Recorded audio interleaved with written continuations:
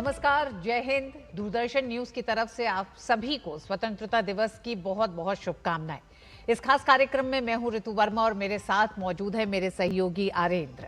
आज देश 80वां आजादी का उत्सव मना रहा है। आजादी के बाद पहली बार लाल किले की प्राचीर से प्रधानमंत्री के संबोधन से पहले गूंजा वंदे मातरम। जी हां, संपूर्ण वंदे मातरम का गायन किया गया।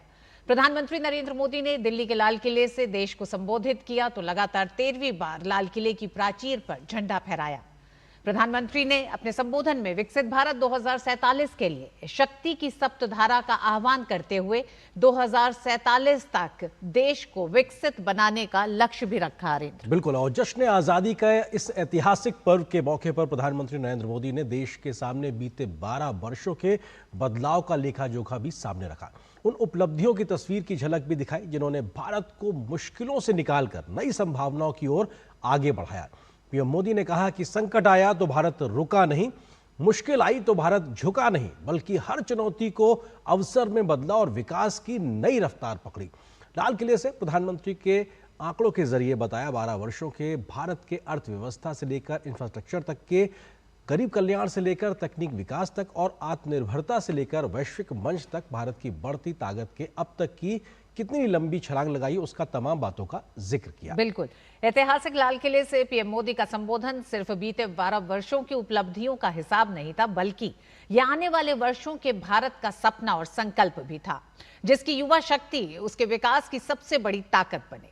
इस खास कार्यक्रम में हम चर्चा करेंगे कि पीएम मोदी ने देश के सामने जो रोड मैप रखा है उसके क्या है मायने, और आज दिन भर हेडलाइंस भी प्रधानमंत्री के संबोधन की रहेंगी। तो आइए शुरुआत करते हैं अभी की हेडलाइंस के साथ ही। देश भर में जश्न आजादी की धूम। 80वें स्वतंत्रता दिवस के मौके पर प्रधानमंत्री नरेंद्र मोदी ने लगातार 13वीं बार फहराया तिरंगा। पहली बार लाल किले पर राष्ट्रगान के साथ गूंजा राष्ट्रगीत वंदे मातरम।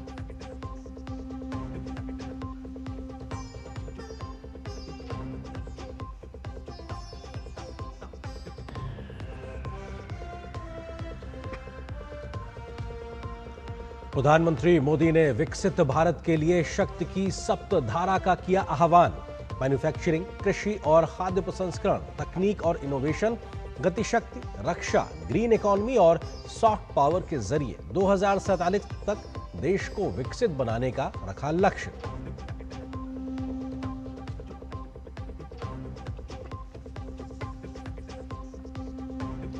प्रधानमंत्री ने युवाओं के लिए लाल किले से किया बड़ा ऐलान। 1 साल में 1 करोड़ युवाओं को एआई स्किल्स की ट्रेनिंग की घोषणा। डिजिटल कोचिंग के बड़े नेटवर्क के साथ फ्री ऑनलाइन कोचिंग व्यवस्था का भी किया ऐलान।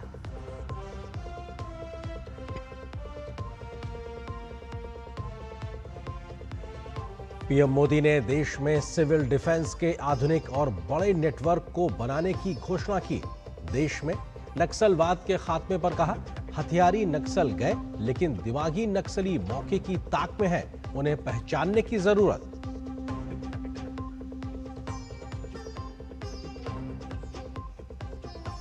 और राज्यों में स्वतंत्रता दिवस की धूम। दिल्ली में केंद्रीय मंत्रियों ने फहराया तिरंगा।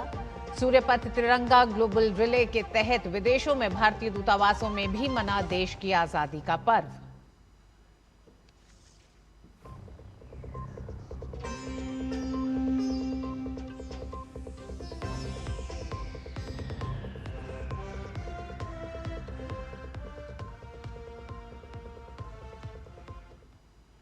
तो आज देश भर में आजादी का जश्न मनाया जा रहा है। प्रधानमंत्री नरेंद्र मोदी ने देशभक्ति के उत्साह और कड़ी सुरक्षा व्यवस्था के बीच लाल किले से 80वें स्वतंत्रता दिवस समारोह का नेतृत्व किया।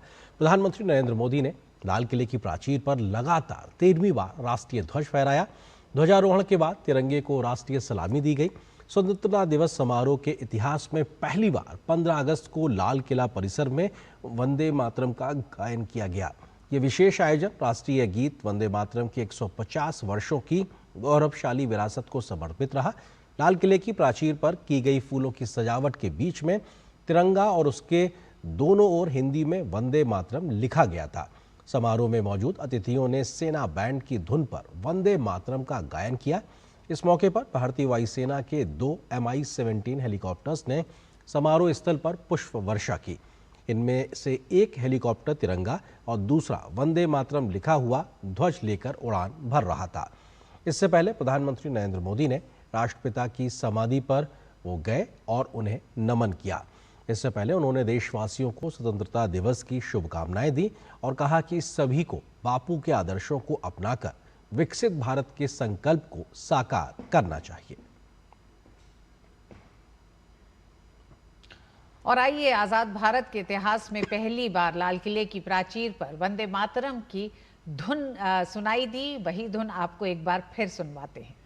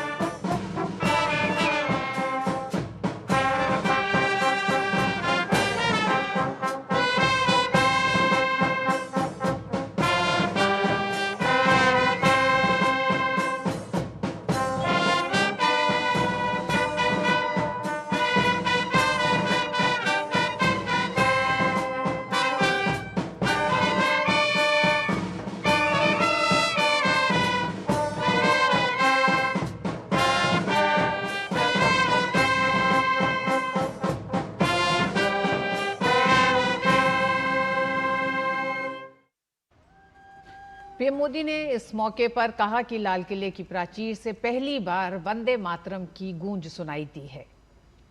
और अपने आप में ये ऋतु पहला मौका था कि जिसमें हम सब लोग साक्षी बने हैं कि 150वीं वर्ष वंदे मातरम की, और उस मौके पर आज आज़ादी के इस जश्न में वंदे मातरम राष्ट्रीय गीत को भी वही सम्मान मिलता नजर आया जो राष्ट्रीय गान को लेकर हमेशा से रहा है। जी हाँ, बिल्कुल 150 साल का इंतजार करना पड़ा और वंदे मातरम किस तरह से एक बड़ी ताकत आजादी के संघर्ष में भी भारत के लिए रहा है।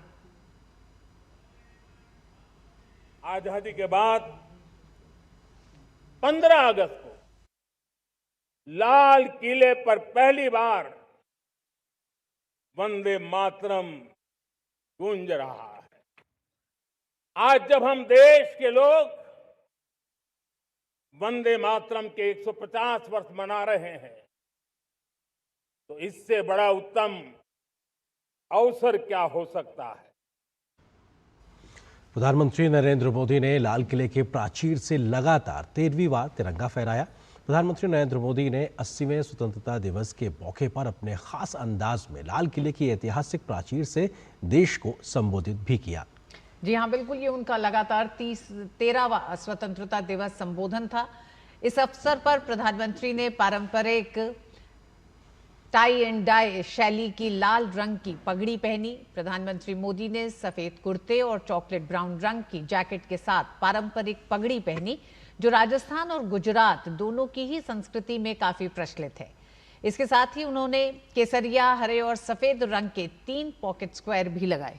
बिल्कुल, स्वतंत्रता दिवस पर प्रधानमंत्री मोदी की पगड़ी अब एक खास परंपरा और पहचान बन चुकी है। पिछले वर्ष उन्होंने चमकदार राजस्थानी लहरिया पगड़ी पहनी थी, जिसमें नारंगी, पीले और हरे रंगों की झलक थी। ये भारतीय परंपरा और देश की समृद्ध सांस्कृतिक विविधता का प्रतीक थी। प्रधानमंत्री मोदी के प्रधानमंत्री बनने के बाद 2014 के पहले स्वतंत्रता दिवस संबोधन में उन्होंने चमकदार लाल रंग की जोधपुरी बांधेज पगड़ी पहनी थी। इसके बाद के वर्षों में उनकी पगड़ियों के रंगों की विविधता देखने को मिली है। जी हाँ, बिल्कुल, और उनकी इन बात सिर्फ पगड़ियों के रंग की नहीं है, लेकिन वो रंग भारत की विविधता, भारत के संघर्ष और भारत के एक तरह से इतिहास से जुड़े कई एक तरह से सिंबॉलिक संदेश के साथ परिधान प्रधानमंत्री नरेंद्र मोदी का रहा है। खासकर 15 अगस्त में लाल किले की प्राचीर से जब वो अपने संबोधन के लिए मौजूद होते हैं, तो एक आकर्षण का केंद्र ये भी रहा हमेशा। 2015 में उन्होंने पीले और बहुरंगी क्रॉस डिजाइन वाली पगड़ी पहनी। 2016 में गुलाबी पीले रंग की टाई एंड डाई पगड़ी पहनी, जबकि 2017 में लाल और पीले रंग की आकर्षक पगड़ी वो पहने नजर आए।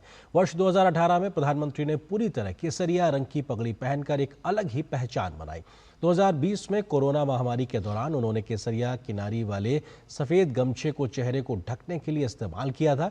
2021 में प्रधानमंत्री की क्रीम और केसरिया रंग की पगड़ी उनके आधी बाजू वाले कुर्ते के साथ नजर आई थी। वहीं 2022 में उन्होंने लाल डिजाइनों वाली केसरिया पगड़ी पहनी थी, जिसमें लंबा कपड़ा पीछे की ओर लहरा रहा था। इसे उन्होंने नीली जैकेट और स्टोल के साथ जोड़ा था। बिल्कुल, हम अपने स्क्रीन पे आपको 2014 से लेकर आज 2026 तक की वो तस्वीरें दिखा रहे हैं। प्रधानमंत्री के उन तरह तरह के एक तरह से परिधान की भी बात कर रहे हैं, और खासकर जो साफा और पगड़ी का भारतीय संस्कृति में बड़ा महत्व है, हमारे समाज में बहुत महत्व है। ये सीधे सीधे एक तरह से हमारी उस सभ्यता को भी दिखाता है, जिसमें साफा और पगड़ी आपके स्वाभिमान का एक सबसे बड़ा एक तरह से सिंबल होता है, एक स्तंभ है। बिल्कुल, और हर बार प्रधानमंत्री का उस प्रकार के परिवेश में आना, वो तमाम हमारी जो भारतीय सांस्कृतिक विविधता की जो झलक है ऋतु, उसके साथ प्रधानमंत्री के जुड़ाव को भी दर्शाता है। जी हाँ, बिल्कुल, और प्रधानमंत्री नरेंद्र मोदी ने स्वतंत्रता दिवस के अवसर पर लाल किले की प्राचीर से देश की प्रगति के लिए शक्ति की सप्तधारा का आह्वान भी किया। उन्होंने कहा कि आने वाले 5 से 7 वर्षों में ऐसे लक्ष्य हासिल करने हैं जो पिछले कई दशकों से पूरे नहीं हो सके। पीएम मोदी ने शक्ति की सप्तधारा के सामर्थ्य से देश को नई ऊंचाई और नई गति देने का भी आह्वान किया। बिल्कुल, और साथ ही उन्होंने इसमें युवाओं की शक्ति को जोड़ने की बात बहुत प्रमुखता से सामने रखी है। आज लाल किले की प्राचीर से मैं देश के सामने शक्ति की सप्तधारा का आवाहन करता हूं। पहली शक्ति है मैन्युफैक्चरिंग पावर। हमें मैन्युफैक्चरिंग सेक्टर को बहुत आगे बढ़ाना होगा। डिजाइन से लेकर मैन्युफैक्चरिंग तक भारत को ग्लोबल सप्लाई चेन का भरोसामंद केंद्र बनना होगा। इस सप्तधारा की दूसरी शक्ति है कृषि और फूड प्रोसेसिंग। हमें इस दिशा में आगे बढ़ना होगा। अब दुनिया के बाजार खुल चुके हैं। एफपीए के कारण हमें एक बहुत बड़ा मार्केट मिल रहा है, हमें वहां पहुंचना है। मेरी सप्तधारा की तीसरी शक्ति है टेक्नोलॉजी और इनोवेशन। आज जमाना एआई का है, क्वांटम का है, स्पेस का है, रोबोटिक्स का है, डेटा सेंटर्स का है। पूरी तरह एक नया क्षेत्र खुल चुका है और इमर्जिंग टेक्नोलॉजी ये भी हर पल हमें चुनौती दे रही है, और इसलिए देश को दुनिया के लिए मार्केट नहीं बना देना, हमें इनोवेशन का हब बनना है। सप्तधारा की चौथी शक्ति है गति शक्ति। यह गति शक्ति देश के अंदर सीमलेस फास्ट कनेक्टिविटी पर हमें बल देना होगा। हमारी पांचवी शक्ति है सप्तधारा की वो है रक्षा शक्ति। और ये रक्षा शक्ति का महत्व हर प्रकार से है। डिफेंस में आत्मनिर्भर होना अब भारत ने अनुभव कर लिया, दुनिया ने अनुभव कर लिया है, इसके बिना कोई चारा नहीं है। विश्व जब अपनी अपनी ही सोच रहा है, तब भारत विश्व के लिए बाजार बन करके नहीं रह सकता है। हमें डिफेंस के क्षेत्र में आत्मनिर्भर होना होगा। सप्तधारा की छठी शक्ति है ग्रीन इकोनॉमी, ब्लू इकोनॉमी, जो ग्रीन जॉब को भी जन्म देती है। हमें green hydrogen, renewable energy, energy storage, green mobility, green manufacturing in global scale हमें पा करके रहना है। सातवीं धारा है और दुनिया के लिए इसका अपना भी एक महत्व है, और वो है भारत का सॉफ्ट पावर। भारत के सॉफ्ट पावर की ताकत है। साथियों, सप्तधारा की इन 7 शक्तियां, सप्त शक्तियां, उद्देश्य सिर्फ एक सेक्टर में प्रगति करने का नहीं है। एक होलिस्टिक अप्रोच के साथ हमें राष्ट्र को जो लक्ष्य लेकर के हम चल रहे हैं, जो एम्बिशन लेकर के चल रहे हैं, उस स्केल को हमें पार करने की दिशा में काम करना है। तो लाल किले की प्राचीर से अपने आप में प्रधानमंत्री का एक बड़ा महत्वपूर्ण संबोधन और एक विजन डॉक्यूमेंट भी कहीं ना कहीं दिखाई पड़ा। किस प्रकार से आज का ऐतिहासिक भाषण प्रधानमंत्री का देश को नई दिशा दिखाता हुआ नजर आएगा, इस पर हम करेंगे चर्चा। बहुत ही खास मेहमानों का पैनल इस वक्त हमारे साथ मौजूद है, उनका परिचय आपसे कराते। स्टूडियो में हमारे साथ मौजूद है प्रोफेसर अश्विनी महाजन जी, जो कि राष्ट्रीय सह संयोजक है स्वदेशी जागरण मंच के। सर, बहुत बहुत स्वागत है। इसके अलावा हमारे साथ में रवि प्रकाश जी जुड़ रहे हैं, जो कि संयोजक हैं सेवा भारत विकास परिषद के। सर, बहुत बहुत स्वागत आपका भी। इसके अलावा रक्षा मामलों के जानकार मेजर जनरल ध्रुव सी कटोच रिटायर्ड हैं और डायरेक्टर हैं इंडिया फाउंडेशन के। सर, आपका भी बहुत बहुत स्वागत है। अश्विनी महाजन जी, अगर हम शुरुआत करें प्रधानमंत्री के संबोधन में, तो सप्त धाराओं का विकास को लेकर जो एक विजन प्रधानमंत्री ने दिया, आपको लगता है कि एक समग्रता का संदेश दिखाई पड़ रहा है? विकसित भारत के लक्ष्य को कैसे हासिल करना है, उस दिशा में बढ़ने का पूरा एक रोड मैप? मुझे लगता है कि पिछले 12.5 साल लगभग हो गए, उस सब नीतियों का जो मैनिफेस्टेशन है वो इस भाषण में हुआ है। और जो सप्तधारा की बात की, और लगभग हर क्षेत्र को प्रधानमंत्री जी ने इसमें शामिल किया है, जिसके माध्यम से देश को विकसित राष्ट्र 2047 तक बनाने का लक्ष्य पूरा किया जा सकता है। हम जानते हैं कि बाकी सब बातें तो हैं ही, मैन्युफैक्चरिंग के बारे में जो उन्होंने कहा, आज समस्या ये है कि भारत जो ग्लोबल वैल्यू चेन में जिस प्रकार से उसकी स्थान होना चाहिए था, वो पिछले 70 साल में नहीं बना, और इसके कारण आज हमारी जो निर्भरता है विदेशों पर है। ऐसे में मैन्युफैक्चरिंग को अपने देश में लाना ये बहुत महत्वपूर्ण है, और पिछले सालों में इसके ऊपर बहुत काम भी हुआ है, और आज हम मैन्युफैक्चरिंग में कुछ क्षेत्रों में बहुत आगे भी बढ़े हैं। हम डिफेंस के क्षेत्र के जो मैन्युफैक्चरिंग की बात करें, 1.5 लाख करोड़ रुपए से ज़्यादा, क्योंकि पहले तो कहा जाता था कि डिफेंस प्रोडक्शन करने की हमें ज़रूरत ही नहीं। फिर दूसरी बात कृषि के क्षेत्र में है, जिसकी बात उन्होंने कही, और आगे का जो रोड मैप उन्होंने दिखाया वो ये है कि कृषि केवल करना महत्वपूर्ण नहीं है, हमें फूड प्रोसेसिंग में भी आगे जाना पड़ेगा। फिर बात आई टेक्नोलॉजी की। आप समझ रहे हैं कि हमने फर्स्ट इंडस्ट्रियल रेवोल्यूशन मिस कर दी क्योंकि हम गुलाम थे। सेकेंड इंडस्ट्रियल रेवोल्यूशन हमने मिस कर दी क्योंकि हमारी सरकार तैयार नहीं थी। तीसरी इंडस्ट्रियल रेवोल्यूशन हमने मिस कर दी क्योंकि हम सॉफ्टवेयर में तो आगे बढ़े, हमारे युवाओं ने काफ़ी काम किया, लेकिन हार्डवेयर में हम पीछे रह गए। लेकिन आज चौथी इंडस्ट्रियल रेवोल्यूशन का, इंडस्ट्री 4.0 का ज़माना है, और आज उसमें हम बिल्कुल मध्य के अंदर हैं। यानी यदि हम डिफेंस की बात करें, स्पेस की बात करें, टेक्नोलॉजी दूसरे जो जैसे AI और डाटा सेंटर्स, इसमें भी हम आगे बढ़ रहे हैं। हाँ, आज हम अपना क्लाउड बनाने की तरफ आगे बढ़ रहे हैं, और जो प्राइवेट सेक्टर ने टेक्नोलॉजी के क्षेत्र में किया है, जिस प्रकार से अभी हाल फिलहाल में रॉकेट लॉन्च हुआ, और वो भी पहले अटैम्प्ट में, ब्लू इकोनॉमी और ग्रीन इकोनॉमी की बात की। आप समझिए कि केवल मैन्युफैक्चरिंग इम्पॉर्टेंट नहीं है जी। मैन्युफैक्चरिंग के साथ साथ वो ग्रीन हो, यानी वो पर्यावरण की रक्षा करने वाली हो। और केवल उतना ही नहीं है, ग्रीन इकोनॉमी में भारत एक महत्वपूर्ण भूमिका निभाए। जैसे पूरी दुनिया से को हम आज सोलर पैनल्स एक्सपोर्ट करने की स्थिति में आए। आज हम लगभग 50% आत्मनिर्भर बन गए हैं हमारे जो पवन ऊर्जा में। जी और बिल्कुल अश्विनी जी, और उसी दिशा में हाइड्रोजन ट्रेन भी है। मतलब कई बहुत ही कम देश हैं जो इस दिशा में उस तरह से आगे बढ़ रहे हैं, जिसमें भारत ने एक बड़ा कदम बढ़ाया है।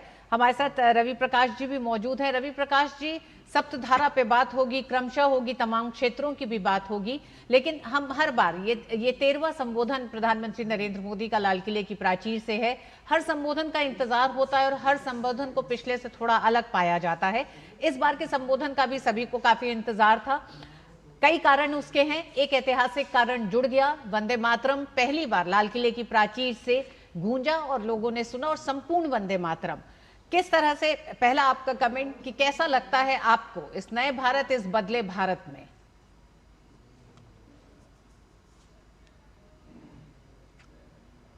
रवि जी, संभवतः आप म्यूट पे हैं, प्लीज अनम्यूट कीजिए, आपकी आवाज नहीं आ रही है।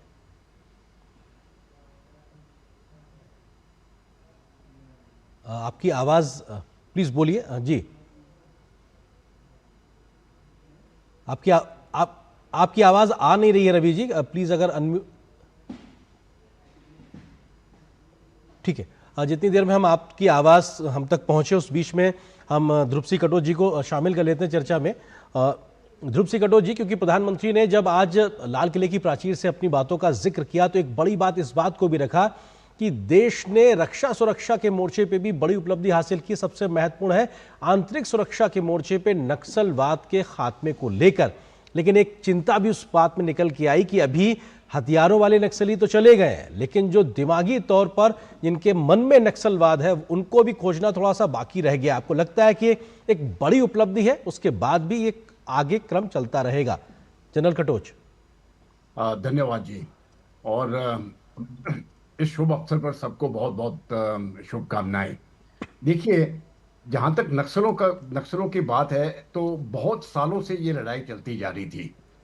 और ये जो लड़ाई चलती जा रही थी, एक बार जब मनमोहन सिंह जी प्रधानमंत्री थे, उन्होंने अपने भाषण में भी एक बार कहा कि हमारा भारत का सबसे बड़ा इंटरनल सिक्योरिटी चैलेंज नक्सलवाद है।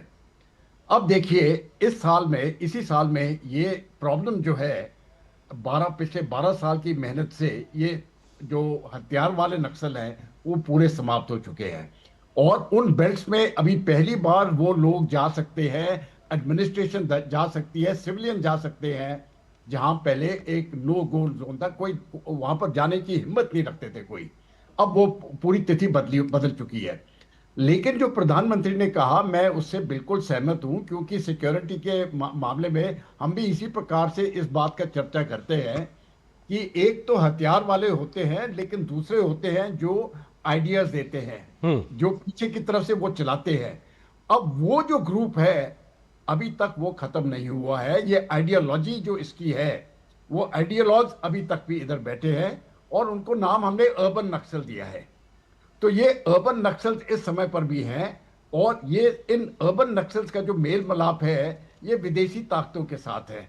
यहां पर ये खतरा पैदा हो जाता है, क्योंकि विदेशी ताकतें ये पैसा इधर देती हैं, ये अर्बन नक्सल्स अपना काम चलाते हैं, ताकि भारत की स्थिति जो है वो हमेशा अनस्टेबल रहे।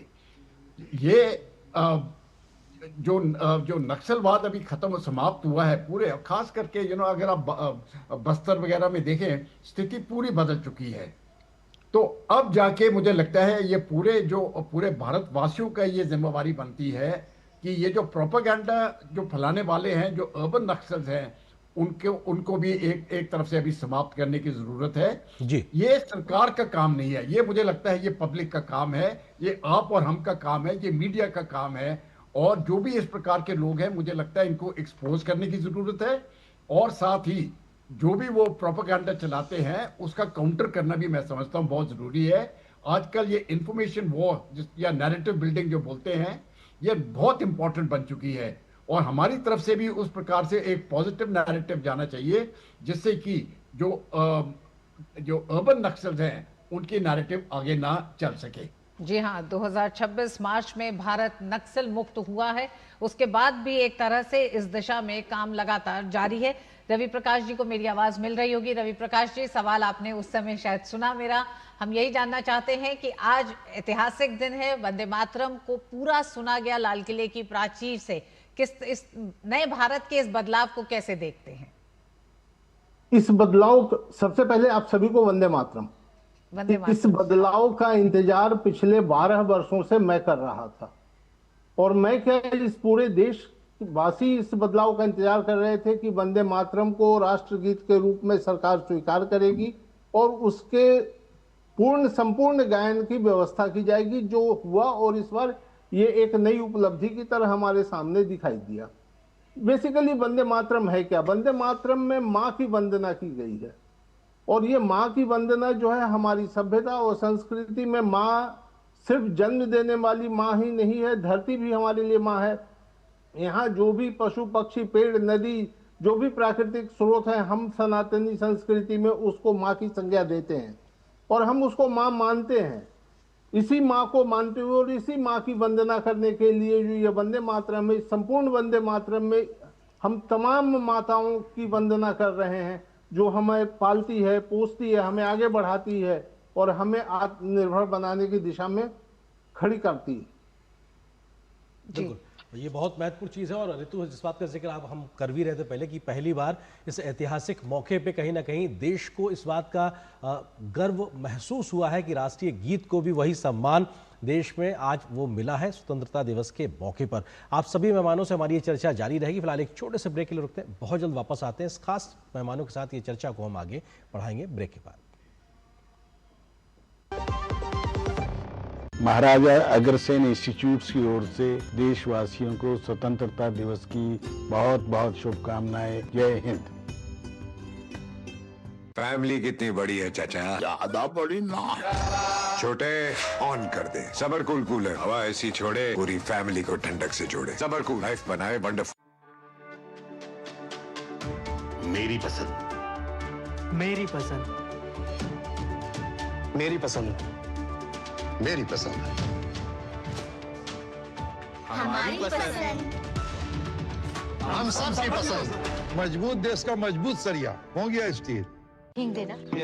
वो वाली MDH की सुपर हीट।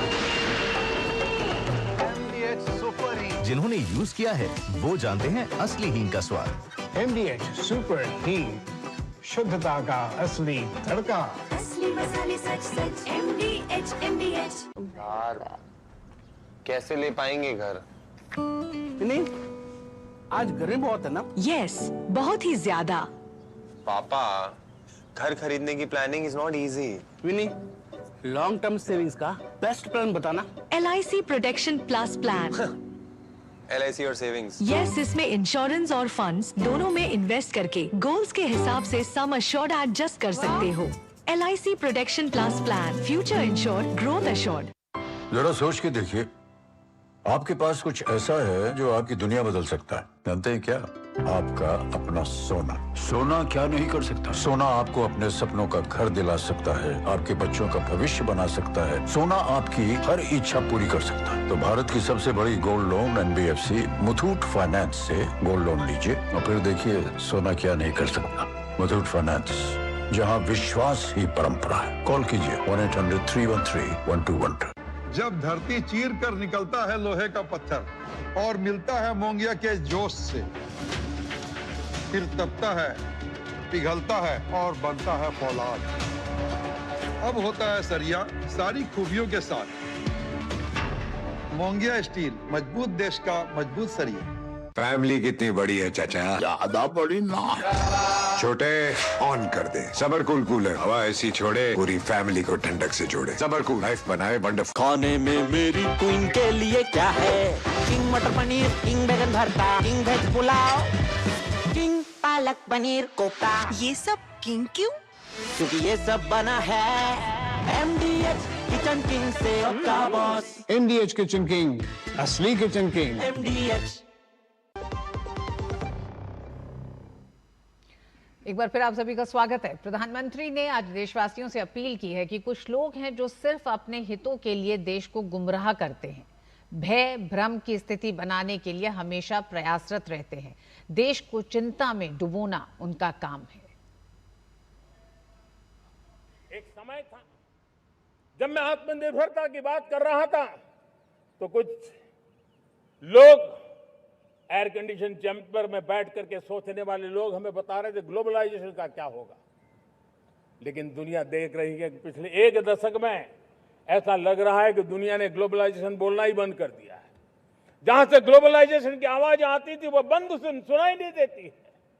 दुनिया का हर देश अपनी अपनी संभालों के मिजाज की तरफ गया है। लेकिन दुर्भाग्य से इस संकट के कालखंड में कुछ लोगों ने अपना रुतबा दिखाने के लिए संसाधनों को वेपनाइज करने का खेल खेला है। दुनिया अपने पास जो कुछ भी है उसको वेपनाइज करने में लगी है। संसाधनों का वेपनाइज, रिसोर्स का वेपनाइज, पेट्रोल, डीजल, फर्टिलाइजर, दवाइयां, टेक्नोलॉजी की चिप्स, इतना ही नहीं भूभाग को भी वेपनाइज किया जा रहा है। और ऐसे समय अगर हम आत्मनिर्भरता मंत्र को लेकर 10 साल सही दिशा में न चले होते कि ऐसी चुनौतियों का मजबूती से मुकाबला कैसे करते। और हमारी तैयारियां निरंतर बढ़ती जा रही है। प्रधानमंत्री ने उन तमाम चिंताओं को भी लाल किले की प्राचीर से रखा है। प्रोफेसर अश्विनी हमारे साथ मौजूद हैं स्टूडियो में ही। प्रोफेसर अश्विनी, आप ही से जानना चाहेंगे प्रधानमंत्री किसकी तरफ इशारा कर रहे हैं और आत्मनिर्भर भारत अभियान की शुरुआत जब हुई थी उसके बाद से अभी तक के सफर में आप किस तरह से भारत को देखते हैं, किन चुनौतियों के लिए भारत तैयार दिख रहा है? देखिए, दुनिया में जैसे कि प्रधानमंत्री जी ने कहा कि ऐसा बताया जा रहा था कि ग्लोबलाइजेशन ही एकमात्र रास्ता है, यानी आपको कुछ भी चाहिए विदेशों से खरीदिए और आपके बाज़ार खुल जाएंगे तो क्या क्या हो जाएगा। ऐसा कुछ नहीं हो पाया।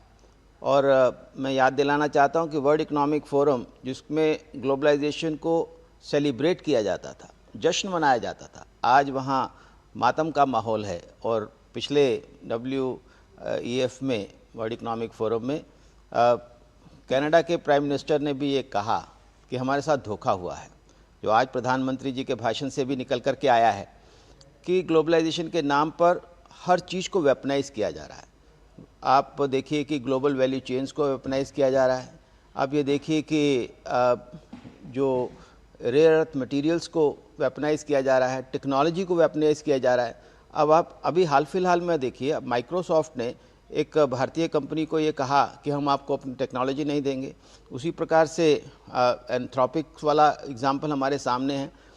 तो उसी प्रकार से डिफेंस में, जब हमें डिफेंस के इक्विपमेंट्स की ज़रूरत होती थी, हमें महंगे दामों पर बेचते थे। लेकिन आज भारत आत्मनिर्भरता के कारण डिफेंस में जब आत्मनिर्भर हुआ है तो 70% हम अपनी डिफेंस रिक्वायरमेंट अपनी पूरी कर रहे हैं।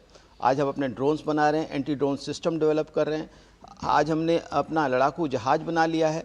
ऐसे तमाम जो काम है, अपनी हमारी तोप है, यानी कुल मिलाकर के जो भी डिफेंस में, और ख़ास तौर पर स्पेस के क्षेत्र में मैं जैसे पहले किया, तो जो दुनिया हर चीज़ को वेपनाइज, हर चीज़ का हथियारीकरण कर रही है, टेक्नोलॉजी का ही नहीं, पेमेंट सिस्टम का भी वेपनाइजेशन हुआ कि स्विफ्ट नहीं देंगे हम आपको, आप रूस से तेल खरीदेंगे तो हम ये कर देंगे, वो कर देंगे। हर चीज़ को वेपनाइज करने की कोशिश की जा रही है। आत्मनिर्भरता एकमात्र रास्ता है जो प्रधानमंत्री जी पिछले कई वर्षों से बोल रहे हैं। 2020 के बाद उसको और ज़्यादा तेज़ी से बोला गया है।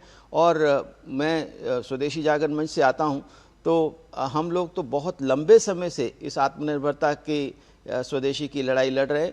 और हमें बहुत खुशी है कि आज देश की सरकार पिछले एक दशक से लगातार इस विषय को और आगे बढ़ा रही है। मेरा यहाँ कहना है कि यदि हम अपने देश को मजबूत रखना चाहते हैं, किसी भी प्रकार के ब्लैकमेलिंग जो है वो नहीं हो पाए, इसके लिए जरूरी है जो प्रधानमंत्री जी ने आज मंत्र हमें यहाँ बताया है। बिल्कुल। और रवि प्रकाश जी, क्योंकि ये बहुत महत्वपूर्ण है आत्मनिर्भरता का मंत्र जो है, क्योंकि अगर आप संसाधन संपन्न हैं, शक्ति संपन्न है, तो अभी आप उस संतुलन को भी स्थापित कर पाते हैं जो वैश्विक चुनौतियों से निपटने में एक राष्ट्र को चाहिए होता है। ऐसे में आत्मनिर्भरता के 12 साल के सफर में किस प्रकार से भारत ने तमाम उपलब्धियों को हासिल किया है, भविष्य का रोड मैप भी प्रधानमंत्री के आज के संबोधन में साफ तौर पर दिखाई पड़ा कि भारत कैसे अब यहां से एक क्वांटम जंप लगाने को तैयार दिखाई पड़ रहा है आत्मनिर्भर भारत बनने की दिशा में। रवि जी, आत्मनिर्भर भारत बनने की दिशा में जितने भी प्रयास 2017-18 से मोदी जी ने शुरू किए हैं, हम धीरे धीरे उस दिशा में निरंतर आगे बढ़ते जा रहे हैं। चाहे वो शिक्षा के क्षेत्र से लेकर के हमारी देश की अर्थव्यवस्था, मैन्युफैक्चरिंग, कोई भी सेक्टर हो, यदि आप आंकड़ों पर गौर करेंगे तो आंकड़े हमेशा पॉजिटिव साइड में जा रहे हैं कि हम हर क्षेत्र में आगे बढ़ रहे हैं। अभी इस वर्ष उन्होंने जो सप्तधारा की बात की है, ये एक नई बात और नया शब्द उन्होंने जो शुरू किया है। ये सप्तधारा अपने आप में 2047 के विकसित भारत की एक संपूर्ण रूपरेखा के रूप में सामने दिखाई दे रही है।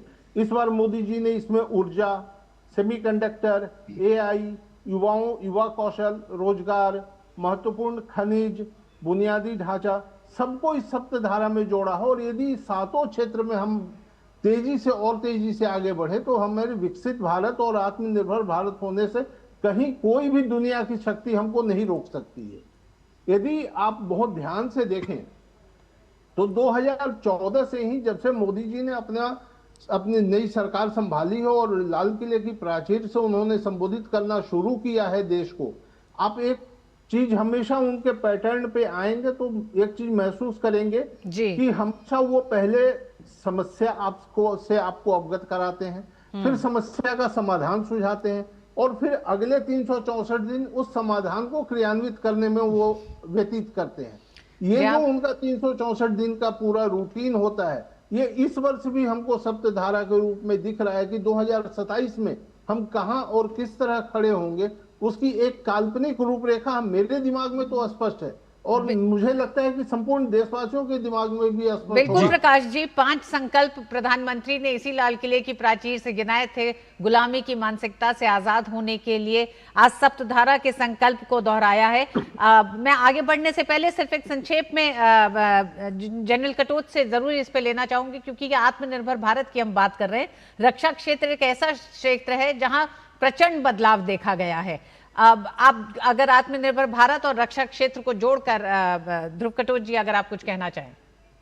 हाँ, ये बहुत ही इम्पोर्टेंट बात है, क्योंकि अगर आप देखेंगे तो कोई 15-20 साल पहले जब हम उस स्थिति को लेते हैं तो तकरीबन हमारा जो डिफेंस इंपोर्ट्स जो थे वो तकरीबन 80% थे और खुद की प्रोडक्शन कैपेसिटी सिर्फ 20% थी। फिर ये धीरे धीरे बढ़ते हुए 70-30 पर आ गया, लेकिन ये भी बहुत ही प्रॉब्लमैटिक था। अब ये जो रेशियो है ये बदल चुका है। अभी हमारा खुद का लोकल जो हम प्रोडक्शन कैपेसिटी है वो 70% हो गया है और इंपोर्ट्स जो हम कर रहे हैं वो 30% है। और ये मैं समझता हूँ रक्षा क्षेत्र में ये एक बहुत ही जरूरी कदम था, क्योंकि अगर आप खुद रक्षा में आत्मनिर्भर नहीं होते तो जरूरत पड़ने पर जो विदेशी ताकतें हैं वो आपको ब्लैकमेल कर सकती है और आपकी फॉरेन पॉलिसी के ऊपर दबाव डाल सकते हैं। तो ये जितने भी कदम उठाए गए हैं प्रोडक्शन के लिए, ये मैं समझता हूँ बहुत जरूरी थे। और अभी हम एक्सपोर्ट भी कर रहे हैं, 100 देशों तक हमारे एक्सपोर्ट जा रहे हैं। और जिस प्रकार से हमारी एक्सपोर्ट की जो रफ्तार बढ़ रही है, मुझे पूरा यकीन है कि अगले 5 सालों में या 10 सालों तक हम दुनिया के लीडिंग टॉप 3 नेशंस में। बिल्कुल मेजर जनरल कटोच, भारत रक्षा क्षेत्र में एक बड़ा रक्षा निर्यातक भी बना है और घरेलू रक्षा उत्पादन में 2014 में जो मात्र 46 करोड़ था वो अब 25-26 में 1,78,000 करोड़ तक पहुंच चुका है। तो ये एक बड़ा बदलाव है। पीएम मोदी ने कहा कि विकसित भारत के लिए देश में रिफॉर्म जारी है। रिफॉर्म हमारे लिए कन्विक्शन है।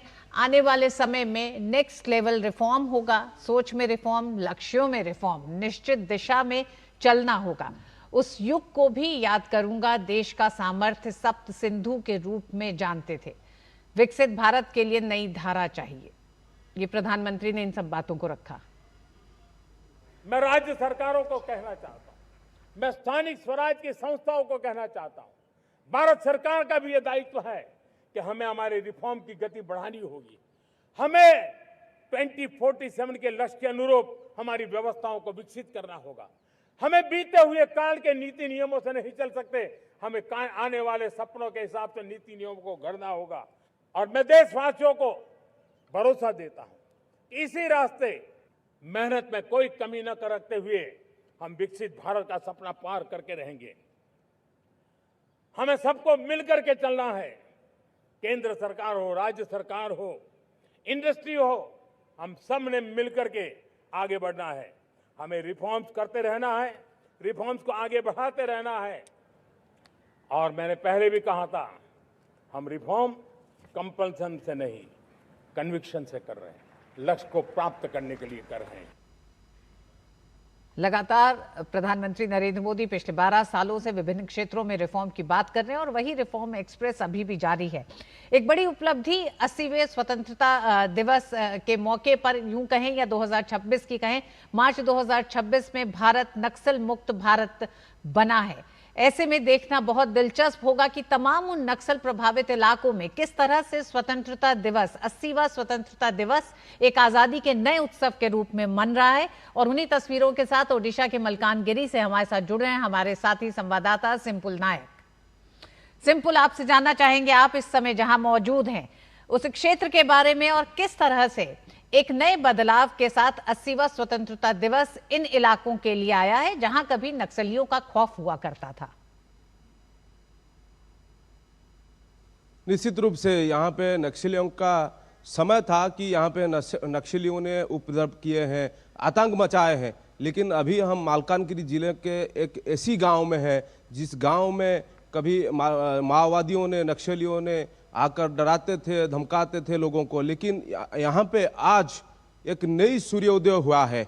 आज पहली बार यहाँ पे स्वतंत्रता दिवस मनाया गया है और यहाँ के लोग आज बहुत खुश हैं कि वो एक नई सूर्योदय देखे हैं और यहाँ पे एक नई ऊर्जा दिखने को मिल रहा है। मैं विजुअल दिखाना चाहता हूँ कि यहाँ पे देखिए कि कैसे बदलाव हुआ है। यहाँ के सड़कें बन गए हैं और यहाँ के पक्का मकान भी बन गया है और यहाँ के लोग बहुत खुश हैं और डर की कोई गुंजाइश नहीं है, डर नहीं है यहाँ पे। और मालकानगिरी जिले को जो बोला जाता था, विच्छिन्नांचल बोला जाता था, माओ का गढ़, लालगढ़ कहा जाता था, लेकिन आज ये आज़ाद है, नई सूर्योदय देखा है और यहाँ पे तिरंगा लहरा गया है। और ये सबसे बड़ी उपलब्धि है। ये जो मिशन था कि नक्सल मुक्त उड़ीसा बनाना, नक्सल मुक्त भारत बनाना, ये आज सच हुआ है। और इस सच के साथ हमारे साथ एक ऐसी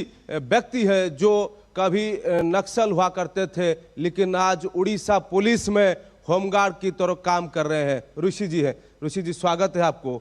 आपका कैसा फील कर रहे हैं कि समय था तो आप यहाँ पे नक्सलियों के साथ मिलकर आतंक मचा रहे थे, लेकिन आज आप जॉब में हैं, उड़ीसा पुलिस होमगार्ड सर्विस में हैं और यहाँ के अधिवासी हैं, तो कैसा फील कर रहे हैं कि आज पहली बार स्वतंत्रता दिवस यहाँ पे आप मना रहे हैं? आज हम आत्मसमर्पण करके हम अभी उड़ीसा होमगार्ड में हो। आज पहले हमारा गांव में पूरा नक्सलीवाद का इलाका चल रहा था, नक्सली का कानून चल रहा था। जब सरकार ने, केंद्र सरकार ने मुक्त करने के लिए ऑर्डर दिया था 2026 मार्च 31 तक बोल के, पहले हमारा गांव में भी कला दिवस बना रहे थे। अगस्त 15 स्वाधीनता दिवस के विरोध करके नक्सलवाद दिवस जो नक्सलियों ने मनाते हैं, कला दिवस, हमारा स्वाधीनता नहीं हुआ बोल के वो कला दिवस बना रहे थे। आज पहली बार हमारा गांव में तिरंगा पताका आज लहरा है। हर गांव आदमी बहुत खुश है। पहले नक्सली आदमी था, वो सरकारी विरोध कर रहे थे, आज सरकार को मदद कर रहे हैं। आज बहुत खुश हो रहा है हमारे गांव। समय था कि आप भी आतंक मचा रहे थे, लेकिन आज क्या एक्सपीरियंस है? क्यों आप ऐसे मतलब मुख्य स्रोत में शामिल हो गए और आज का जीवन यापन आपका अच्छा तो होगा है? आज का जीवन यापन बहुत अच्छा होगा। हमको पहले भी पता नहीं, हम छोटा छोटा आदमी था इस टाइम में, हमको भी पता नहीं, नक्सल पास चला गया था। उसके पास जाकर अभी हमको भी समझ में आया नक्सली के पास रहकर कुछ भी नहीं कर सकते। हम आत्मसमर्पण करके हमारा सर्विस के लिए कर रहे हैं और हमारा परिवार, हमारा घर वालों के साथ बहुत खुशी से जी रहे हैं। हाँ, ये भी मैं और एक तस्वीर भी दिखाना चाहता हूँ कि यहाँ पे भी बिजली के साथ भी पानी भी है। ये दृश्य आप देख सकते हैं कि यहाँ के बच्चों ने भी ये पानी के ये जो हर घर नल के माध्यम से ये पानी भी पहुँच रहा है और यहाँ पे सोलार का सिस्टम भी इंस्टॉल हो गया है। और ये गांव के पास लगभग 5 या 10 साल पहले कुछ नहीं था। इस गांव में अभी बहुत कुछ है, बहुत कुछ बदलाव हुआ है और यहाँ के लोग आज़ादी के दिवस मना रहे हैं, स्वतंत्रता दिवस मना रहे हैं और बहुत खुश है कि यहाँ पे सड़कें बन गए और सरकार की हर सुविधाएं इस लोगों के पास आया है। हमारे साथ एक युवा भी है। भाई साहब, कैसे हैं आप? आज कितने खुश हैं भाई? अच्छा खुश है भाई। कितने खुश हैं भाई? बहुत खुश है। हर सुविधा सरकार के हिसाब से आपको मिल गया है भाई? मिल गया। थोड़ा पानी के लिए थोड़ा आपको अभी डर नहीं लगता है? नहीं लगता है। अभी डर नहीं लगता है। ये बड़ी उपलब्धि है जो दृश्य आप दिखा रहे हैं। गांव के तमाम घरों पर तिरंगा लहराया जा रहा है। ये एक बड़ा बदलाव है क्योंकि ये वही गांव हुआ करते थे जहां नक्सलियों के गढ़ हुआ करते थे और सिर्फ गढ़ होना नहीं, गांव वाले यही थे, लेकिन जिस दबाव में गांव वाले थे और जिस तरह के बहिष्कार का ऐलान नक्सली करते थे, आज उस आतंक से मुक्त ये घर हैं जहां पे तिरंगा लहराता हुआ दिखाई दे रहा है। तमाम वो बुनियादी सुविधाएं इन गांव तक पहुंच रही हैं जो बड़ा कारण हुआ करती थी नक्सलियों के दमन का और नक्सलियों की मजबूरी में गांव वालों का साथ खड़े होने का। इसलिए आजादी का बड़ा उत्सव इन गांवों के लिए है, इन तमाम इलाकों के लिए है जो अब नक्सली मुक्त है। ऋतु, और ये जो सिंपल हमारे सहयोगी ने जो अपने एक फ्रेम में लेफ्ट से राइट पैन करके जो तस्वीर दिखाई है, शायद 3-3 घंटे की फिल्में कम पड़ जाएंगी उस बदलाव के 80 सालों के सफर को बयां करने में, जहां पे तिरंगा आज विकास की धारा को बहता हुआ दिखा रहा है। आम व्यक्ति मुख्य धारा में कैसे लोग जुड़े हैं जो कभी नक्सली हुआ करते थे और विकास का एक एक चीज वहां पे पहुंची है। ये अपने आप में सुनिश्चित करता है कि कैसे सुदूर इलाकों तक आज विकास को सुनिश्चित करने का काम किया जा रहा है। हम अब उड़ीसा के बाद में रुक करते हैं महाराष्ट्र के गढ़चिरौली का, जहां से हमारे सहयोगी संवाददाता योगेश शीतल हमारे साथ में जुड़ रहे हैं। और योगेश शीतल का हम रुख करें क्योंकि ऋतु, हम लोग इसका भी जानते हैं कि कई राज्यों में, जिनमें महाराष्ट्र भी अपने आप में एक ऐसा जगह थी जहां पे बहुत ज़्यादा नक्सलियों का गढ़ हुआ करता था। योगेश, उस बदलाव की बयार के आज 80वें स्वतंत्रता दिवस के मौके पर आप कैसे उस तस्वीर को दिखाएंगे गढ़चिरौली से, जहां अक्सर सुर्खियां बनती थी कि आज नक्सलियों ने इस वारदात को अंजाम दिया? आज की सुर्खी आप दिखाइए जरा अपने कैमरे की नज़र से। हैप्पी इंडिपेंडेंस डे आरेंद्र और ऋतु। देखिए, यहाँ पे इस वक्त हम गढ़चिरौली के उस क्षेत्र में है जहाँ से करीब 500 मीटर या 1 किलोमीटर आप कह सकते हैं छत्तीसगढ़ का बॉर्डर लगता है। बीजापुर और नारायणपुर जो है वो यहाँ से सीमा लगती है, इंद्रावती नदी के पास है। और जो जिस गांव में हमें अहेरी ग्राम पंचायत के हम गांव में दामरंचा उस पर्टिकुलर गांव में अभी तुरंत थोड़ी देर पहले यहाँ पे जो है झंडा फहराया गया है। पहले की स्थिति और अभी की स्थिति जो है वो काफी बदली हुई है। हम चाहेंगे कि जो लोग हैं हम उनसे बात करें। यहाँ पे यहाँ के डिप्टी कमांडेंट है महेंद्र जी, पहले उनसे बात करें। एक बात बताइए, पहले ये क्षेत्र कैसा था, अभी क्या बदलाव आया? जिस तरह हम देख रहे हैं नन्हे मुन्ने बच्चे जो हैं वो हाथ में झंडा लेके काफी अच्छे से सेलिब्रेट कर, उनके पेरेंट्स आए हैं, पूरे गांव के लोग आए हैं, किस तरीके से चीजें यहाँ पे बदली? देखिए, पूर्व में यहाँ पर बहुत ज्यादा नक्सल गतिविधियां थी और यहाँ पर आए दिन bomb blast, exchange of fire, विस्फोटक की बरामदी होती थी। लोग बाग है कि वहाँ की नक्सल विचारधाराओं में शामिल थे। यहाँ पर शाम से लेकर के दिन तक लोगों के बीच में बंदूक, गोला बारूद की चर्चाएं होती थी, लेकिन आज समय बदल चुका है। आज पूर्ण रूप से उनकी विचारधाराएं खत्म हो चुकी हैं। हम स्पष्ट रूप से देख रहे हैं कि तिरंगा बड़े शान से लहरा रहा है। आज लोग बाग हैं, यहाँ के सभी लोग जो है 15 अगस्त को एक स्वतंत्रता दिवस नहीं के साथ साथ में एक आज़ादी के रूप में मना रहे हैं। लोगों के बीच में उत्साह है। यहाँ पर अभी देखा होगा अपने राष्ट्रीय गान का भी उन्होंने गाया है। तो लोगों की विचारधाराएं चेंज हो चुकी हैं। इनका स्पष्ट मैसेज है कि अब नक्सलवाद के लिए कोई जगह नहीं है, अब विकास, उन्नति और प्रगति और शिक्षा के लिए ही यहाँ जगह है। बिल्कुल, कल मैंने आपको बिनागुंडा और जो हमरगढ़ उस तरफ की खबरें भी दिखाई थी। हम चाहेंगे कुछ लोगों से बात करें। आप लोग कुछ बताइए किस तरीके से सेलिब्रेट करें, आप कुछ बताएंगे कैसे सेलिब्रेट करें? आप बताइए। बहुत अच्छी तरह से सेलिब्रेट करें सर। पहले की जो स्थिति थी अब वो नहीं है। हम हर साल ऐसे ही सेलिब्रेट करते हैं, हर सब गांव वाले मिलकर सेलिब्रेट करते हैं। कुछ पहले का जो माहौल था, जो डर का साया था, अब लगता है नहीं सर, अभी वो डर का साया नहीं रहा है।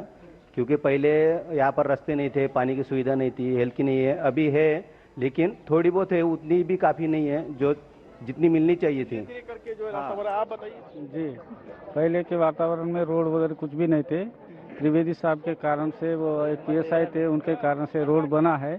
तो अभी उस वक्त से अभी वो जमाने में नक्सल का डर भयानक था, तब किसी भी प्रकार का कार्य करने में लोगों को डर लगता था। आज के डेट में पुलिस विभाग आने के बाद में सबको स्वतंत्रता मिली और सब अपने स्वखुशी से, स्वहक से जी रहे हैं। अभी वातावरण शांत है, अभी अच्छा है। बिल्कुल। कैमरामैन से मैं रिक्वेस्ट करूंगा कि वो आपको कुछ विजुअल्स दिखाते हैं। आप देख रहे हैं बच्चे बड़ी संख्या में आए, बच्चे एक्चुअली पीछे, आप जरा सा अगर हट जाए तो हम बच्चों को दिखा सकें। आप देखिए किस तरीके से जो बच्चे हैं, नौनिहाल बच्चे हैं, वो आप आगे आ जाओ, आप लोग आगे आ जाओ। योगेश आपसे ये भी जानना चाहेंगे, क्या ये कोई स्कूल है, ग्राम सभा का कोई दफ्तर है, ये क्या है जहां पर सब एकत्रित हुए हैं खासकर स्वतंत्रता दिवस को मनाने के लिए?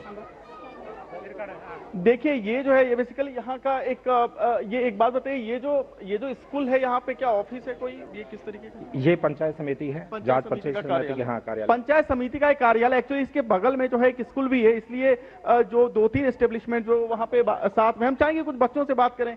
एक बात बताओ, कैसे मनाए आजादी का दिन? कैसे मनाए हैप्पी इंडिपेंडेंस डे?